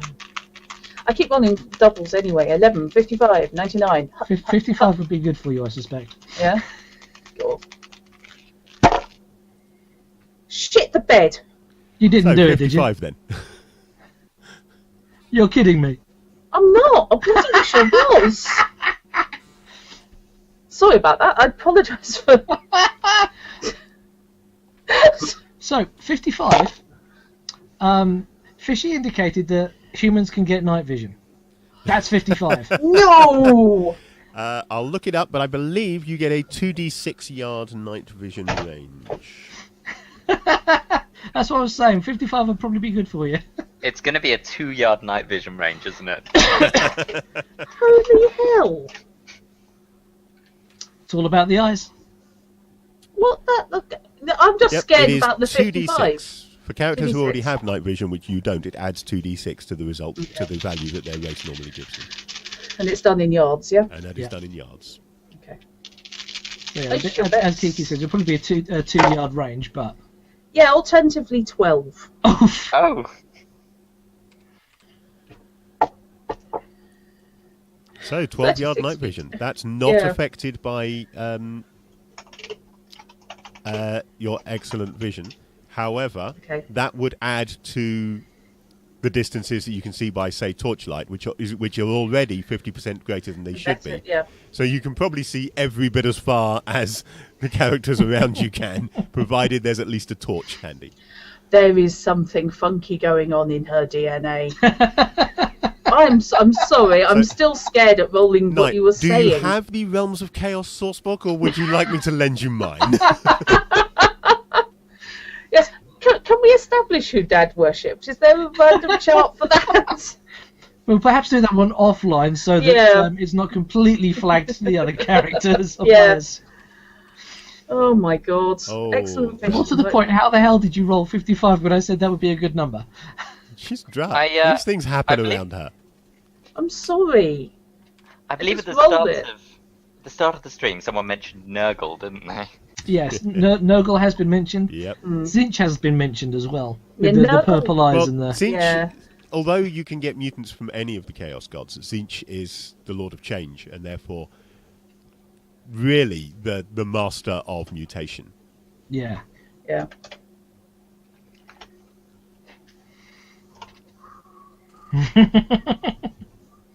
Oh, this is going to be a fun campaign. This is indeed. Oh, right, okay, so that I'm, needs to be 2 minutes. you're either going to love or hate my character, I'm afraid. Yeah. I'm sure I'm going to love it. She's following in family footsteps, not her father's footsteps, unfortunately, but one of her elder brothers. She's an agitator. For those who do not know, agitators are active supporters of causes. Almost any cause will do, from the rights of common humans or elves, dwarves or halflings, to the state of the drains. They campaign tirelessly to enlist support, addressing meetings, distributing leaflets, and bending the ear of anyone who will listen. To an agitator, the greatest satisfaction is to see the establishment forced to act by the weight of public opinion. So to translate that into modern parlance, SJW. Not necessarily. I mean, MRAs as well would count as agitators. Also, Yeah, to true. Both be sides- fair here, All sides of the fence. Yeah, that's very student true. union activist. Yeah. Okay, so trappings, equipment, and stuff. Well, have we not got to careers now? Not yet. Yeah. That, according to Oh, you get your go- basic equipment before your career, do you? Okay. Yeah. Okay. Yeah, I should have probably read the rules then. I missed that. So you mean you're not perfect? There is an advantage to me being an agitator. I can actually read and write. We've got someone who can read, guys. Yay! yeah, It's goes not a by given class, in this not career. game. I can also read. You It just goes have to by show class, off, don't not career. So, so for warriors, Drut, Yeah. you have a suit of sturdy and practical clothing, includes a hooded cloak and boots. You have a sling bag, backpack or a sack, whichever you prefer, with pewter tankard and cutlery, tinderbox and blanket. You have a hand weapon of your choice, usually a sword, but axe, mace, whatever. Mm-hmm. A knife, normally tucked in your belt, and a helmet. Okay. Never underestimate. And you have the helmet. 3d6 gold crowns. Right. God no. Okay. Having been doing Shieldhow last Tuesday, never underestimate. No, not Shieldhow, Shittlhow. Shittlhow. Never underestimate God. the use of the helmet. I'm gonna have to get myself an overlay. I really am. How much can we sell each of these golden crowns for? I'm joking. So, as an Generally, academic, you should be able to get about 19 shillings for them if you sell them. That's, Fisher, I'll you give were you a 19 rogue, shillings were you for not? them if you want. Anyway, that's it's a fair rate. you're a rogue, are you not, Fish? I am a rogue. I thought so. So you have a suit of sturdy, if rather worn clothing, including boots and shoes, or shoes. You have a knife, probably tucked into your belt, and a purse containing 3d6 gold crowns. 12. I got 3d6 as well, didn't I? You did. And finally, Kiki, you're an academic, are you not? Apparently so. So you have a suit of decent, lightweight clothes, including sandals or soft shoes. And, as with everyone else, a knife tucked into the belt, and a purse of 3d6 gold crowns. So it seems like the warrior gets the better end of the deal here, because they get weapons and armour as well. Yeah. And a kit bag of stuff. Yeah, they do. What armour did I get? Oh, you got a helm. No, just the helm. Okay. So helmet, hooded cloak, sling bag, and gear. I've listed it as gear because you sort your life out on that. Yeah. You did rattle through it. A knife and a sword. I've got. That's correct. Okay. Given that messes count as knives. No, they don't. Well, actually, I suppose they probably do, because this They game do. doesn't have specific rules for them, so it would just be knife. Yeah. Yeah. 13 crowns. Apparently I did quite well for myself. Not bad at all, not bad at all. Grandpa wants to give you gifts. Nice try, Zornok.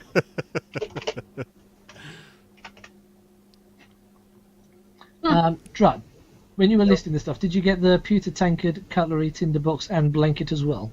I just listed those as gear on the ground so I could grab those later. You do have those. Yeah. So, career. Again, this is all randomised. or can be. I like the idea of randomizing it. We've done everything random Yeah, it so gives you far. Yeah. the choice. So, for the warrior, basically the same chart we were rolling for your siblings and family. Would you care to roll a percentile, please? And we'll flip it around so you get both options. Okay, so career class warrior, starting career. God help us. Okay, 85 or 58? 85 would make you a soldier. 58 would make you a pit fighter. If you want to power game this, take the Pit Fighter every time. It is the most awesome starting class in the entire game. There is literally no better starting class than Pit Fighter. I wasn't thinking in terms of power gaming. I was thinking in terms of bald, freaky looking, something deeply wrong with her musculature. Oh, yeah. It fits. I'm not saying only take Pit Fighter if you are power gaming. I'm saying if you have an interest in power gaming, take the Pit Fighter. They're awesome. Wait, what, you reckon my husband was attending the fights? You know, they met across a severed leg. It's entirely possible. Yeah. Your husband is a Marine. It's entirely possible he was there on his day off. So he was there on a date. A sudden image. So we have a... Is that what you're going to go with? Mm-hmm. Okay, we have a pit fighter. Yeah, you have between 9 and 11 skills for being a pit fighter. Yeah. 2 of them have a 50-50 chance of getting the last 2, but the other 9 you just get them. Okay, I did got not 2. know this. Pit fighters are pretty violent. Basically, you get almost all the specialist weapon skills. Kiki, as an academic, would you care to roll a percentile, please? Let's see what kind of academic I am. I am a 75 academic. 75 would make you a seer, or 57 would make you a physician's student. Well, I'm just sticking with my roles here, so let's go with the seer. So we have a seer. Excellent. Cool. A seer who can sing. He has to do music in order to trigger visions. That's potentially quite useful, actually, because that gives him the arcane language magic, which, although none of us have any spells, might be useful to have someone who can actually read magic in case we come across it somewhere. That's entirely probable, This is true. This is very true. So, let's go through and find the bits that these give you. Fishy, how far have you gotten with this, or have you done all this now? Yep, I've got to decide on my free advance, but otherwise I'm pretty much done. Okay. So tempted to take my free advance in initiative, just so that I can have a 72 initiative at the start of the game. 72? It's 62 now, including the effects of lightning reflexes. I thought 45 was good. Right, Drut. Yo. As a pit fighter, here is your advance scheme. So these are what you will work towards boosting to progress to the next career. Yep. There is a weapon skill of plus 20. Mm-hmm. A toughness of plus 1.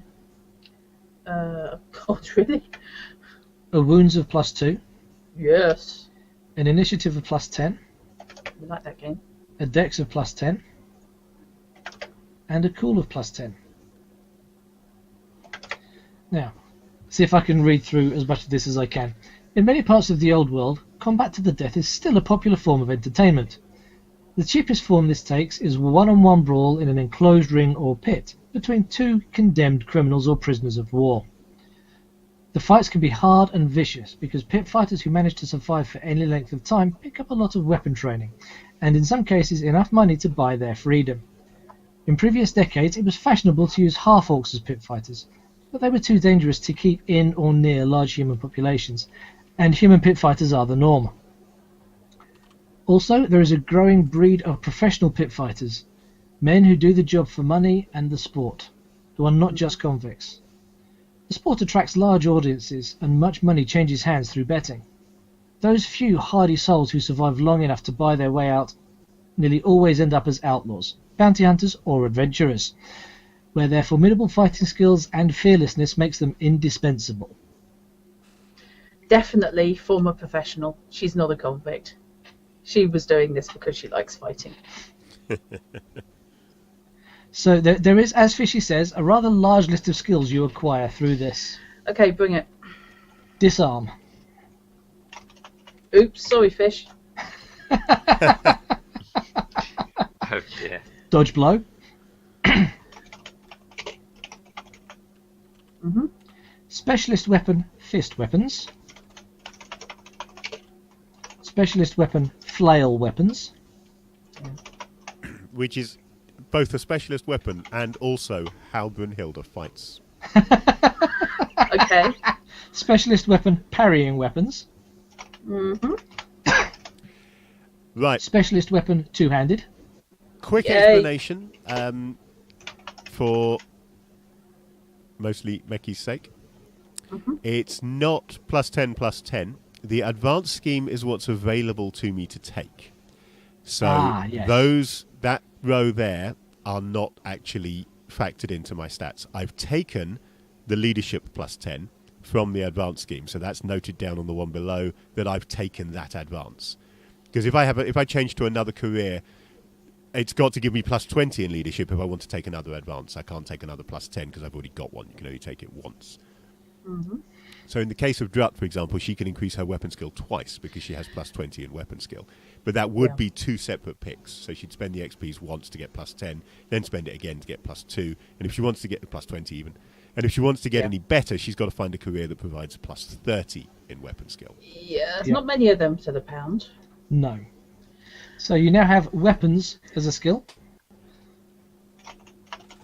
Uh-huh. Strike mighty blow. For freedom. And strike to injure. Yes. Now the next two you have a 50% chance of getting. Okay. So you have a 50% chance of very resilient. Okay, aiming for 50% or under. 33. Okay, that's fairly determined. So you have very resilient. Gives you a +1 toughness. Hang on a sec. That's not how you spell resilient. +1 toughness, yeah? Yep. Yeah. See, And this is why I've got the skill effects column in on this character on this character sheet. Loads of skills give you that bonus, and you don't want to get it mixed up with what you've taken from the advances. No. So and you have a 50% chance of very strong. That would just be sick. Bet you can't guess what that does to your stats. 4. +1 strength. So +1 strength. Oh my god. Your character is pretty flipping awesome. Yes. So she's currently packing 5 strength, 5 toughness. Yeah, you're the tank, aren't you? Yeah. That's before we give you your trappings that include some armor. Yeah, it's definitely gonna be. She's a two-handed longsword wielder. This one. Dave Okay, so had you a have- pit fighter in my first Warhammer campaign. Slayham Gorley ended up as the champion of Middenheim. That was the character who decked a Minotaur in one punch. Oh my god! David's character was fighting a Minotaur in the arena in Middenheim, losing badly, and was about to get killed. So Slayham hurtled from the audience into the arena, ran across, and just flattened it with one punch. He was a very popular champion. So, Fortunately for me, he was forced to retire the character at that point because he had to stay and be champion. Excellent. You have the following trappings. You have a shield. Give me a sec. I hadn't put very strong in. I put the effect in. Didn't actually put the skill in. Okay. I have a shield. Haven't figured out how to fight with a shield. You have a mail shirt. Yay! You have a pair of knuckle dusters. Of course I do. You have a flail. And you have a 20% chance of having a two-handed weapon. Right. Don't let me down, dude. 18. Bloody hell. You have a two-handed weapon. Yay. Any particular two-handed weapon, or do I get to pick? It says just two-handed weapon, so you get to pick. I'm guessing you're going to go with two-handed sword. Yes. Thought you might. So you can baffle me with proper terminology for what you're doing when you're describing your fights. That's all we have to say. So in English that means what? Yeah, so, yeah, literally. So just out of curiosity, of people who have access to the equipment list, are there two-handed swords, longsword, or are we talking Zweihander? I would guess they're talking Zweihander. Oh, usable in many-on-one fights, so that you can just keep everybody away from you. But generally, whenever I've been in a fantasy game, by two-handed sword they mean Zweihander. They don't mean longsword. Yeah, because people don't twig that longswords are two-handed. More likely, the closest you'll get to a longsword in most games would be a bastard sword. It's got the wrong hilt because longsword has a full two-handed hilt. Yeah. But for those who don't know the difference, out there who might be interested, a longsword is basically a bastard sword with a full two-handed hilt rather than the hand and a half from which bastard swords take their name. Lengthwise, though, that's pretty much what it is.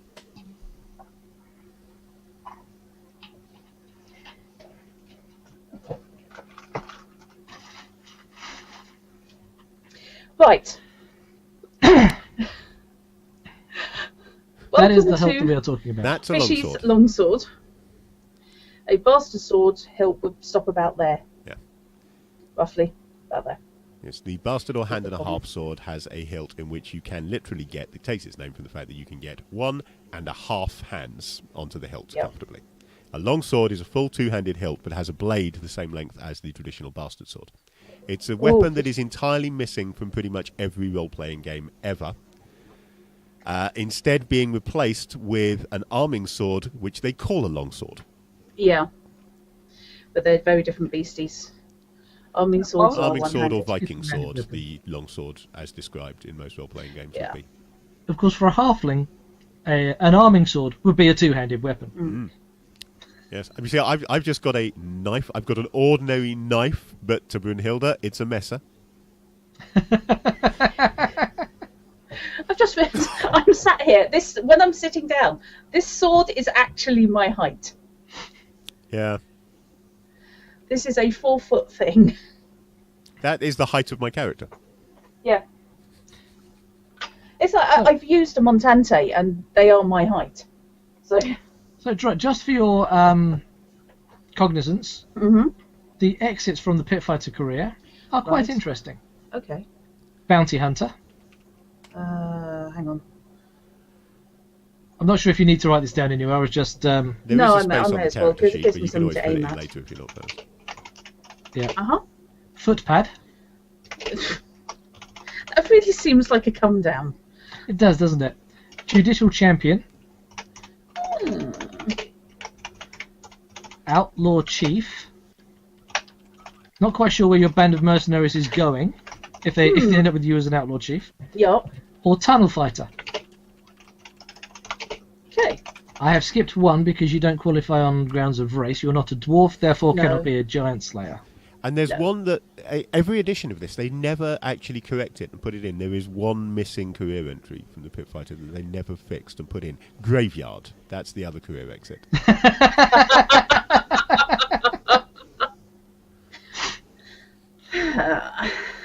Right, Fish, you've done your skills and such, haven't you? I have indeed. I am an agitator, so I gained public speaking and read and write. My career exits oops, I put them in the wrong place. They're in the career path box instead. But I can become a charlatan, a demagogue, or an outlaw. Just out of interest, you can always take, as a career exit in this game, you can always take a basic career from your existing class. So although those are the three which my current career point me towards, I can become any first level basic starting rogue if I wish to. Back in set, guys. Someone at the door. Okay. So, Kikiki, the seer. Yes. Let's start with your advanced scheme. You get, as an advancement options, you get a +1 to wounds. Righto, that's helpful. You get a +10 to leadership. Okay. You get a +10 to cool. Okay. You get a +10 to willpower. Righto. And a +10 to fellowship. Ah, if you're a good seer. Seers are self-appointed religious authorities operating outside normal churches. They can be found in marketplaces of any town proclaiming their latest revelations to anyone that will listen. In an age of religious intolerance and competition, seers may appear to be opportunists, poaching from genuine beliefs. In an age where mental illness is not fully understood, the seer may more realistically be seen as an eccentric. Some of them may actually be divinely inspired. More often than not, though, they are either charlatans, on the make, or completely unhinged. Ah, yes. The gods, they speak to me. Yeah, but Pretty which much. gods? We've been worried about this already. This could turn out to be a chaos-driven party. Yeah, right? I don't generally play evil games, but this may well end up as a chaos one. It's looking that way. So, What I miss? oh, we're just talking about the seer character class. Yes, Yeah. the possibility And how they that the gods may which be speak to divinely Kikiki might be the same inspired ones or that your father charlatans. worships. Or completely unhinged. By the way, when I was jokingly asking if a messer would come under knife, that's a messer. That actually is classed as a knife, not as a sword. No, it isn't. It's classed as a sword. Just because the name kind of means knife doesn't mean that is a knife. That is very much a sword. I'm sorry, Dret.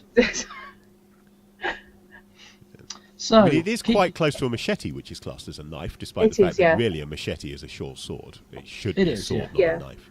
machete's It's about a the short same sword. size as a gladius. Short Yeah. sword or long knife? It's a long knife. It's a Bowie knife. A real one. Hmm.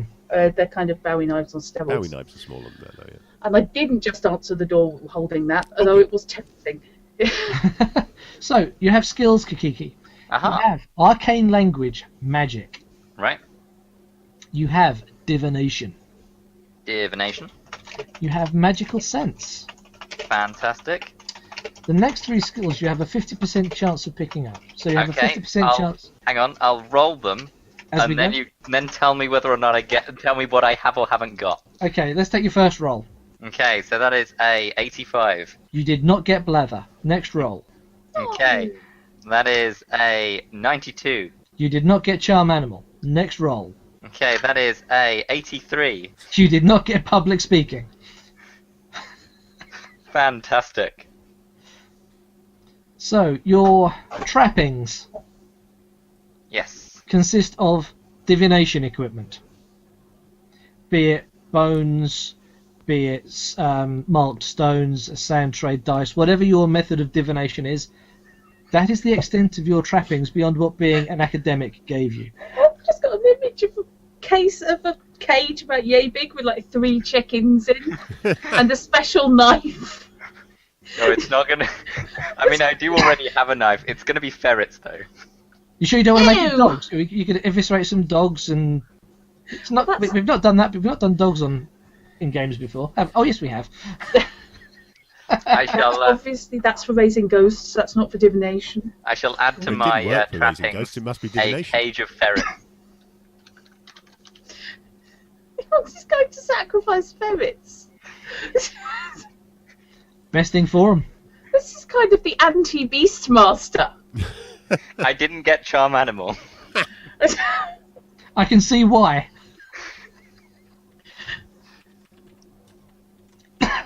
So, we've got your basic careers down. You do now get, excuse me,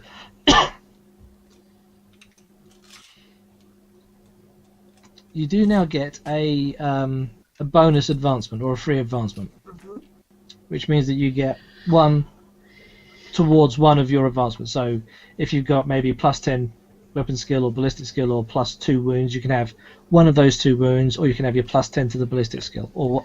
So You've got basically, one you of the can advancements. Pick one of the advancements made available by your current career. This is not as obvious to me as it initially was, because while I was thinking, yes, plus 10 to my weapon skill, that's the obvious progression, I like the plus 10 to call. On the it takes a lot to phase her. Oh, now I'm torn. Do I go with someone who's basically got look good at all times?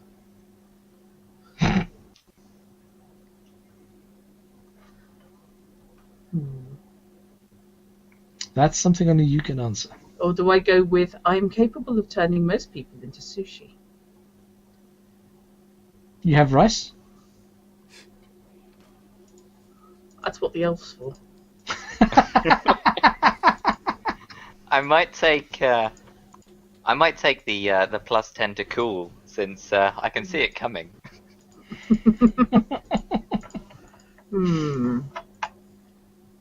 Okay, I'm going for first advancement. I'm going to improve her survivability and give her the +10 to her weapon score. Okay. One thing I forgot to do with Kiki's character was tell him his career exits. So, Kiki, career exits from a seer would be agitator. Okay. Or charlatan. Fantastic. Great, you can be a table tapper. Host psychic nights down the local inn. You know, I do that for a living.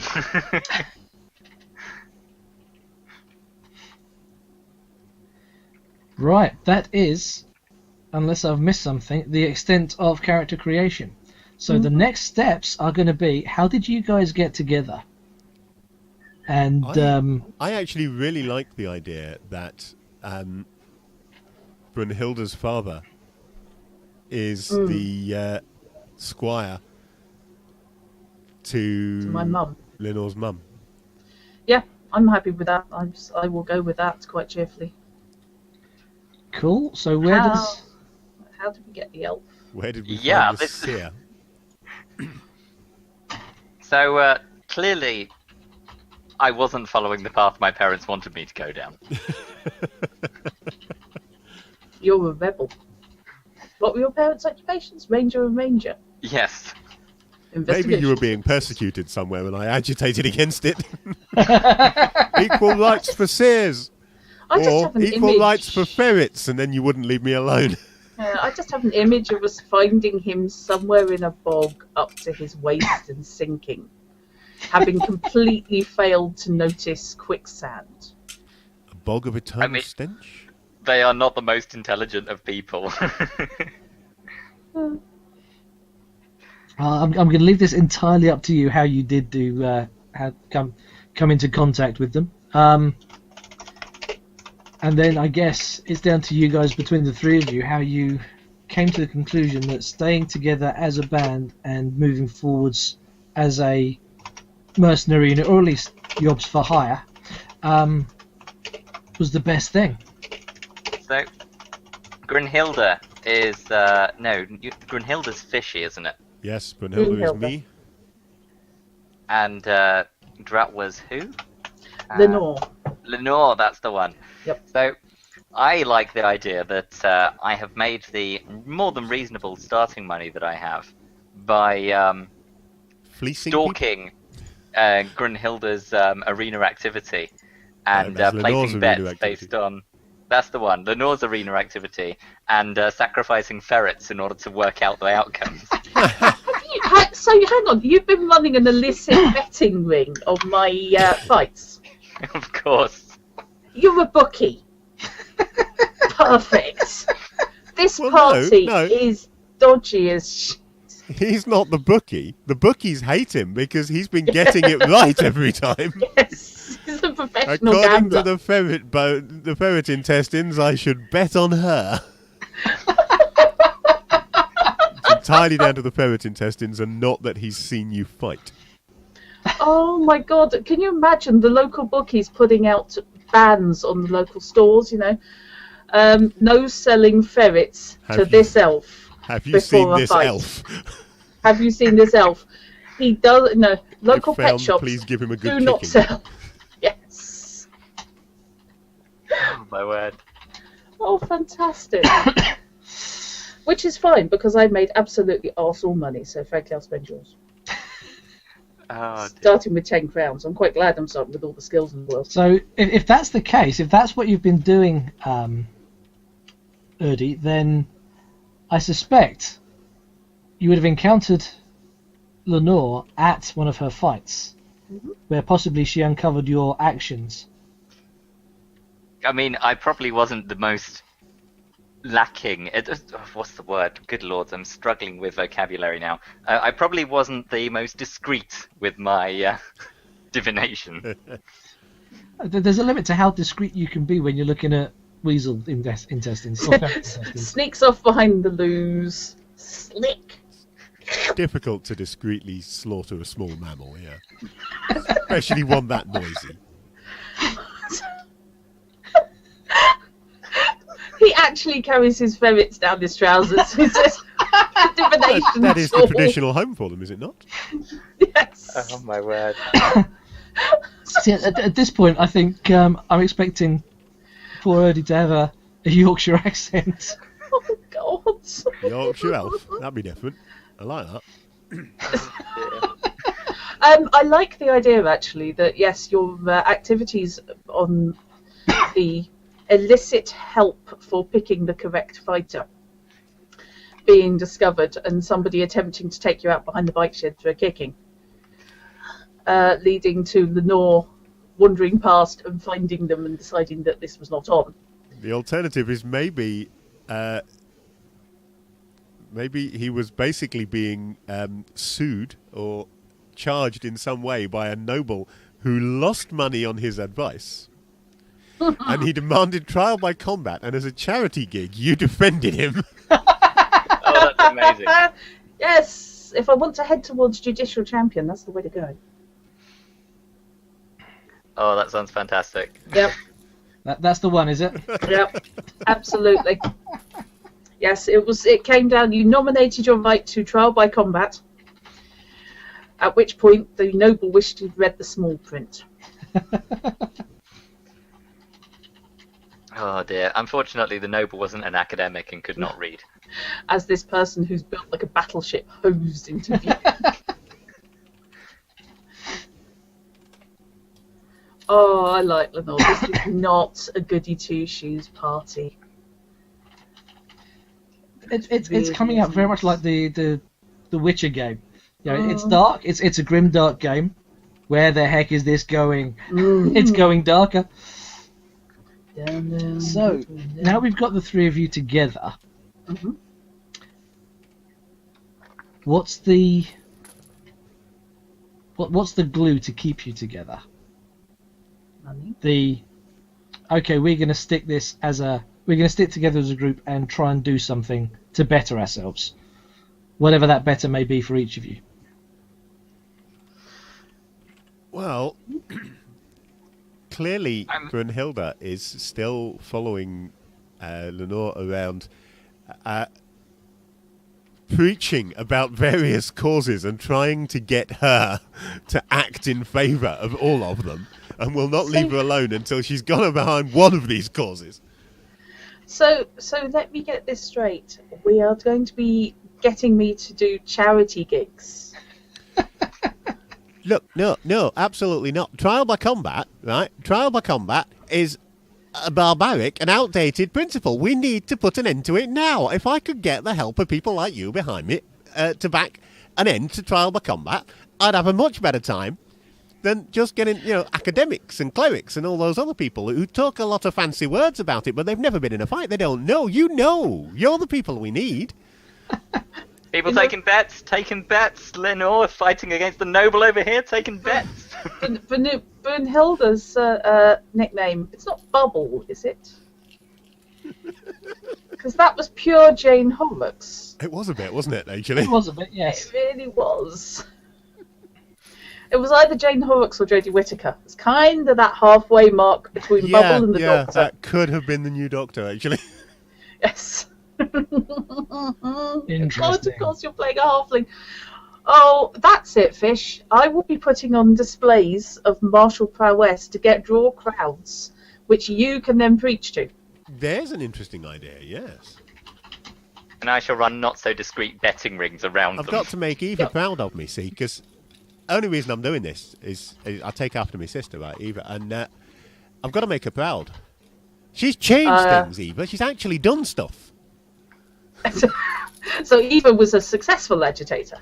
Well, she's 6 years older than me, so she's had more time practicing. Yeah, my brothers are both criminals. I don't know what that says about me.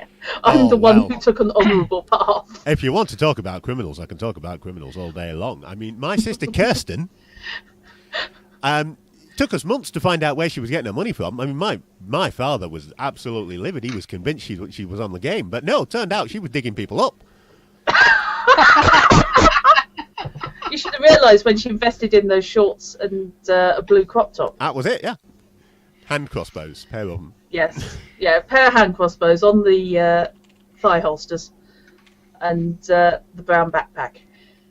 Oh, you are never going to be able to keep that accent up. I was about to say I'm not 100% certain that I can actually keep that up, but I'll try. It'll be fun to watch you try. Yeah.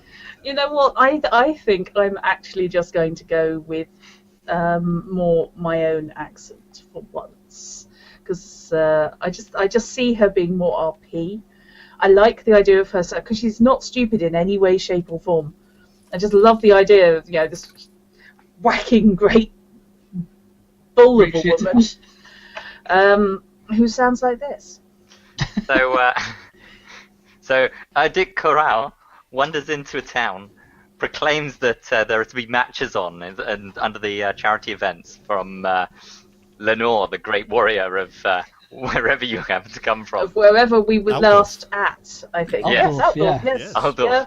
And amidst the combat, I take the bets as Grunhilde tries to use the crowds to spread their noble message. I think this is it. I come in, I offer to, in the spirit of competition and a little like betting, fight their strongest fellas, because they want to look good in front of their friends and family. We can only visit each town once. And that draws the crowd. I beat the living tar out of them. You collect the cash, because obviously they're going to bet on their home crowd rather than this strange woman who's pitched up. And when we've got the crowd, you then agitate at them. And I also collect the cash because obviously all of these various causes, you can't get anything done for free. So exactly. We go around with a hat. Yep. You then agitate at it. We stir up the crowd who are all blood crazed and adrenaline filled, and then we take down the local nobles, raid their houses, and bugger off. And the ferrets will, of course, give us good direction as to where to head next. Exactly, yes. We go with the ferret compass. Ferret compass? Yes, that's not actually the evisceration option. That's actually just he sticks a stick in the path in the earth and ties a ferret to it on a bit of string. And where the ferret stops as it's trying to run away after running in circles, that's where we go next. Multifunctional ferrets. Oh, my word. I think Multifunctional Ferrets is now going to be... that's my band name. So, Jakar, in response to your comment made quite some time ago now, we don't get a small but vicious dog, but Erdi does have a small number of small ferrets, which probably are quite vicious, until such time as he's used them for divination purposes, at which point they cease to be vicious at all, or indeed anything. Yep. But a mess. But smelly. Yes, they're named after how they act. One of them is, of course, called Mr. Bitey. At any given time, there will be a Mr. Bitey, there will be a Sniffles, and a Claus McGee. Claus McGee, and a Smelly Ass. And those names will be cycled through as you leave ferret corpses in a trail from town to town, except for the one who became the compass and is damn well making sure that he's not losing that position. There's an incentive to get it right. So, having travelled from Altdorf, you have arrived very recently in Middenheim, which, on your journey in, you could see the giant rock that Middenheim is built on. Well, how the bloody hell do we get up there? So, there are a number of passages. I'm reasonably certain you're taking the piss now, right? Both of you. Where should we take Brunhilde? You thought, let's find the tallest bloody place we can find. Oh, alignment, guys. Alignments, yes. Happy alignments. So, the rules recommend that everyone take their race's natural alignment, but that I think is assuming less than experienced players. Yeah. I am willing to assume that we have fairly experienced players here. Yeah, and gods, according to Meki. Where's Meki? And gods. Sorry, I was looking at the wrong chat. Yes. So, alignments run through chaos, evil, neutral, good, law. Mm-hmm. With evil, neutral, and good being fairly self-explanatory. Chaos being about breaking everything down. Law being about keeping everything absolutely 100% as it is and stagnant. The law and chaos elements in this game are very much of the Moorcock standard. They are beyond good and evil. Yeah. Chaos is neutral. chaos, and law, Yeah. to be honest, is not actually much better. It just happens to be in the other direction. It's not goody-goody. Law is equally bad for people because people are not lawful inherently. Precisely. So neutral alignment. I I've gone with suspect. neutral. Yeah, I mean, for everyone but the elf, neutral is the standard anyway. Okay. I mean, And I don't considering think this what is a we good elf. No, Yeah, I do don't not think this is a good. I think neutral works since the driving force behind this elf seems to be Slaughtering ale. small furry animals. They're certainly not a druid. Maybe he could expand his remit to rats. You know, they're going to be cheaper than ferrets. That takes a career advancement, I think, to do that. If we make some real money, I may even go so far as to get us a pig. There is. You need I'm sure to- there is a career rat catcher. There is There is. two of my siblings are rat catchers. There Just we a go. vision, he's got a basket on his back, a couple of dozen rats. Occasionally throws in the remains of the last ferret. Yeah, I mean, if you want rats, that's fine because Katrina and Martin, they can get you all the rats you want. How good are rats compared to ferrets? I don't know. How good are ferrets? I've never think- tried a rat. I think you'd want to keep ferrets for Well, special if you're going to occasions. try a rat, I would recommend that you slow cook it. They're a bit stringy, but they're okay in a stew.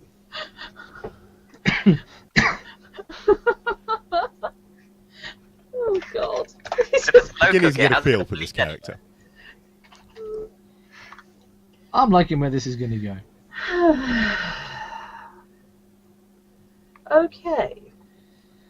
So this is There isn't a massive amount in the core book on religions that isn't. chaos.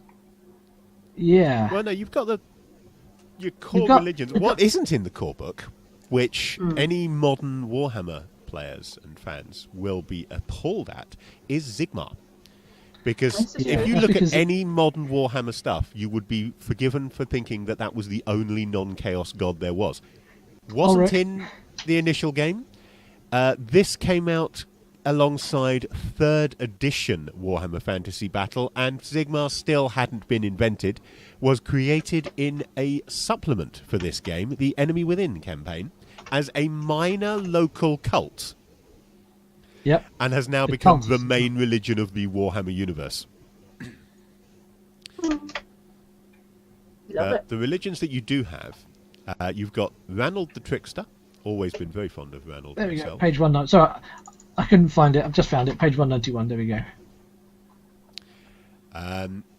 The city that we are coming into at the moment is devoted to Ulrich, god of, if I remember rightly, battle, wolves, and winter. Yep. That's where That is City correct. of the White Wolf comes from. Ulrich's favourite form, other than Ulrich humanoid, of the White was Wolf. a white wolf, or is Makes a sense. white wolf. Does He was Outdoor guided have to a this place patron by deity? Tal, who is a wilderness type god, god of nature and wild places. He's gonna love me. Favoured adventurer gods, obviously Shalya or Shalaya, depending on how you want to pronounce it, goddess of healing and mercy. Yeah.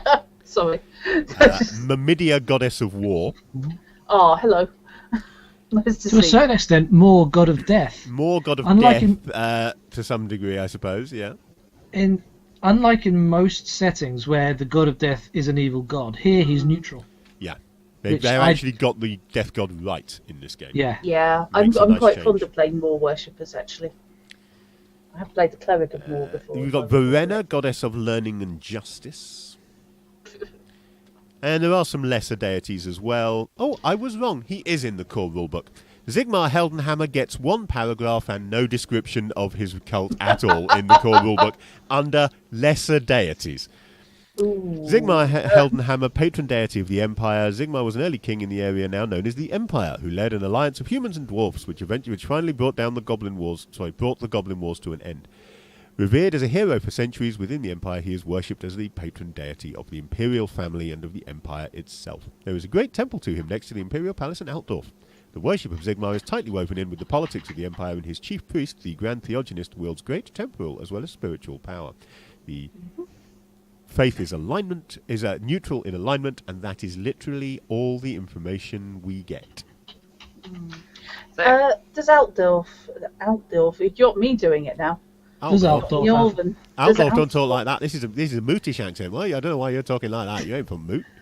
This is the problem. I've been associating with you lot for too You're from long. Altdorf. Yeah, that's more like it. Yeah, that's an urban Altdorf. Well spoken, educated Altdorf. Educated Yes, Altdorf. I think Surprised you that's where can't we're going read. to be going.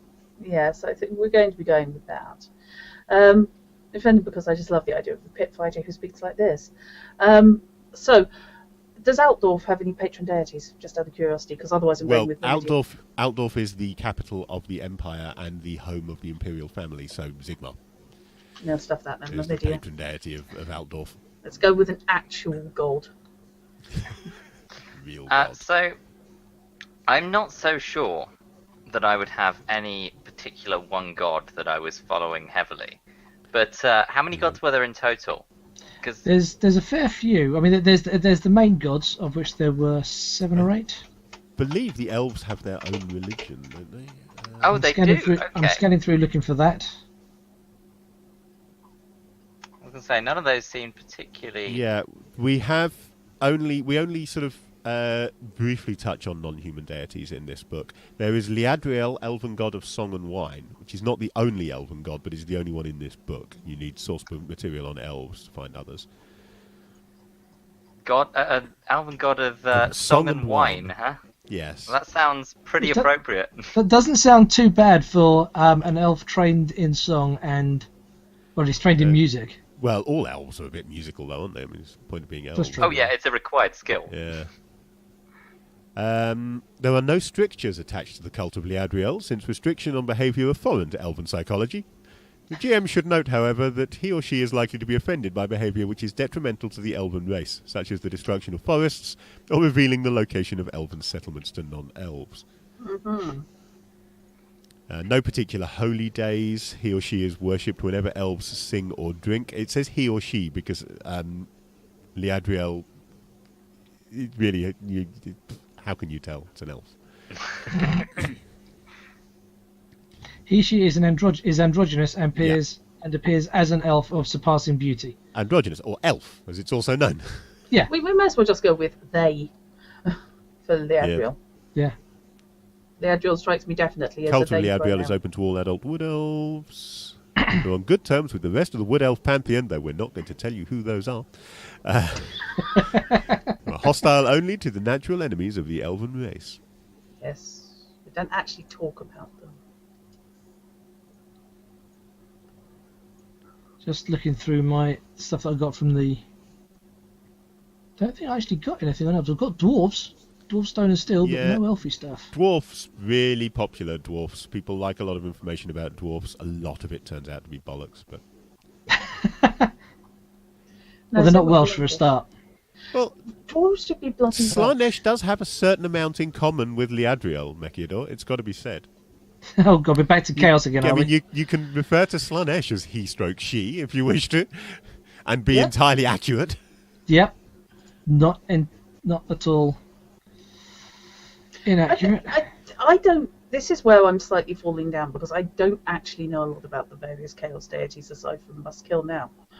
Well, that's reasonable because your character would know precisely zip about the Yeah. Deities of Chaos. Yeah, makes Probably sense. not even their names. Okay. Knowing the name of the Chaos Deities is an excellent way to find yourself being burned by a man in a long coat and a tall hat with 2 guns who hangs out with an elf, a dwarf, and a human soldier. Soldier, yeah, fair enough. Now, the main book only really mentions the Chaos Gods with a paragraph each, and doesn't mention Slaanesh or Tzeentch at all. It only hits on Khorne and Nurgle of the ones that everyone knows. You also get a very small paragraph on Malal, but that's it. That's all there is about Chaos in the core book. Fortunately, somewhere amongst my shelves of books downstairs, I have the Realm of Chaos. Realms of Chaos. Yay. That sounds like a secret doorway into... Not saying that they went Realm heavily into the whole Chaos. Chaos thing in Warhammer, but the Realms of Chaos source book ended up as 2 because they couldn't fit it all into one book. Yeah, I only got the first one. I've got the first one in print and both of them in PDF. Ah. I'm going to have to borrow the second one off you just for a quick scan through, because the first one was primarily Khorne, wasn't it? Yeah, they split the gods between the 2 books, and I can't remember who was in the first one. I think it was possibly Khorne and Tzeentch in the first one. Yeah, that sounds about right. Chaos Warriors and your mutants are then covered. But yeah, as far as elf gods go, I don't have any anything beyond what's in the core book, so Leadriel, This is fine. excellent. Um, Symbolized as Leadriel is symbolized by a lute and a wineskin. The cup is also frequently used as a symbol. Their clerics dress in green hooded robes, richly embroidered in gold thread with a variety of symbols, including vine leaves, musical instruments, fruit, and so on. So yeah, very much fruits of the forest and the booze we can make from it. so they're basically Bacchus worshippers. It seems, yeah. So we can expect drunken brawls amongst elves. There are no particular holy days to Leadriel. They are worshipped whenever elves sing or drink, which is frequently. Great feasts are held on the night of every new moon in Leadriel's honour, though it's not clear whether these are holy days in the human sense or just regular feasts at which Leadriel is honoured. Excellent. We're going to have an alcoholic elf who dismembers ferrets in order to perform his rituals. Excellent. Well done. In order to determine which route to take. Which route to take? Do we go left or right? I don't know. Sorry, unzip a ferret. Surely rather than just having the compass ferret, do you not have a ferret named Compass, then stake it to the ground and see which way it runs? Yeah. It has to happen. Yeah. The others have names like Mr. Bitey and Scratchy McScratchy Face, but this one is called Compass. Ferret called Ballbreaker. Oh He's my word. never released from that string and stick. That's a canon. He actually wears a little harness with the string looped round it, so you know that you can all you just do is you just pick him up like a yo-yo. He goes spinning down towards the ground and you just loop the string over the stick. It's an efficient way of doing it. This is brilliant. He still considers it superior to the other ferrets. You know, he basically has rank. He's not going to get gutted when he needs to know whether or not it's going to rain. It's the only ferret with tenure. God, if any animal lovers are watching, we like animals, okay? This is purely in-game. As was the poor things that happened to the dogs in the Witcher game. That also was purely Exactly. in-game. I was purely in-game. I am not in any way, shape or form anti-animal. And my Google search histories into intestine length are completely irrelevant. And yes, Dav, this is going to be an absolute blast. It's not going to go where I thought it was going to go, which is how all the games turn out. You think, right, okay, I know where they're going to be. I know roughly what they're going to do. No, completely out the window. I know where they are. That's it. In my experience, Warhammer Fantasy Roleplay has always been a game which is an even mix of laughing out loud, being terrified for your character because the combat is genuinely lethal, though not as bad as The Witcher, and horrific because this is a dark world. It is a grimdark. This was grimdark before grimdark was a thing. Yeah, But it's is. grimdark with a really solid sense of humour.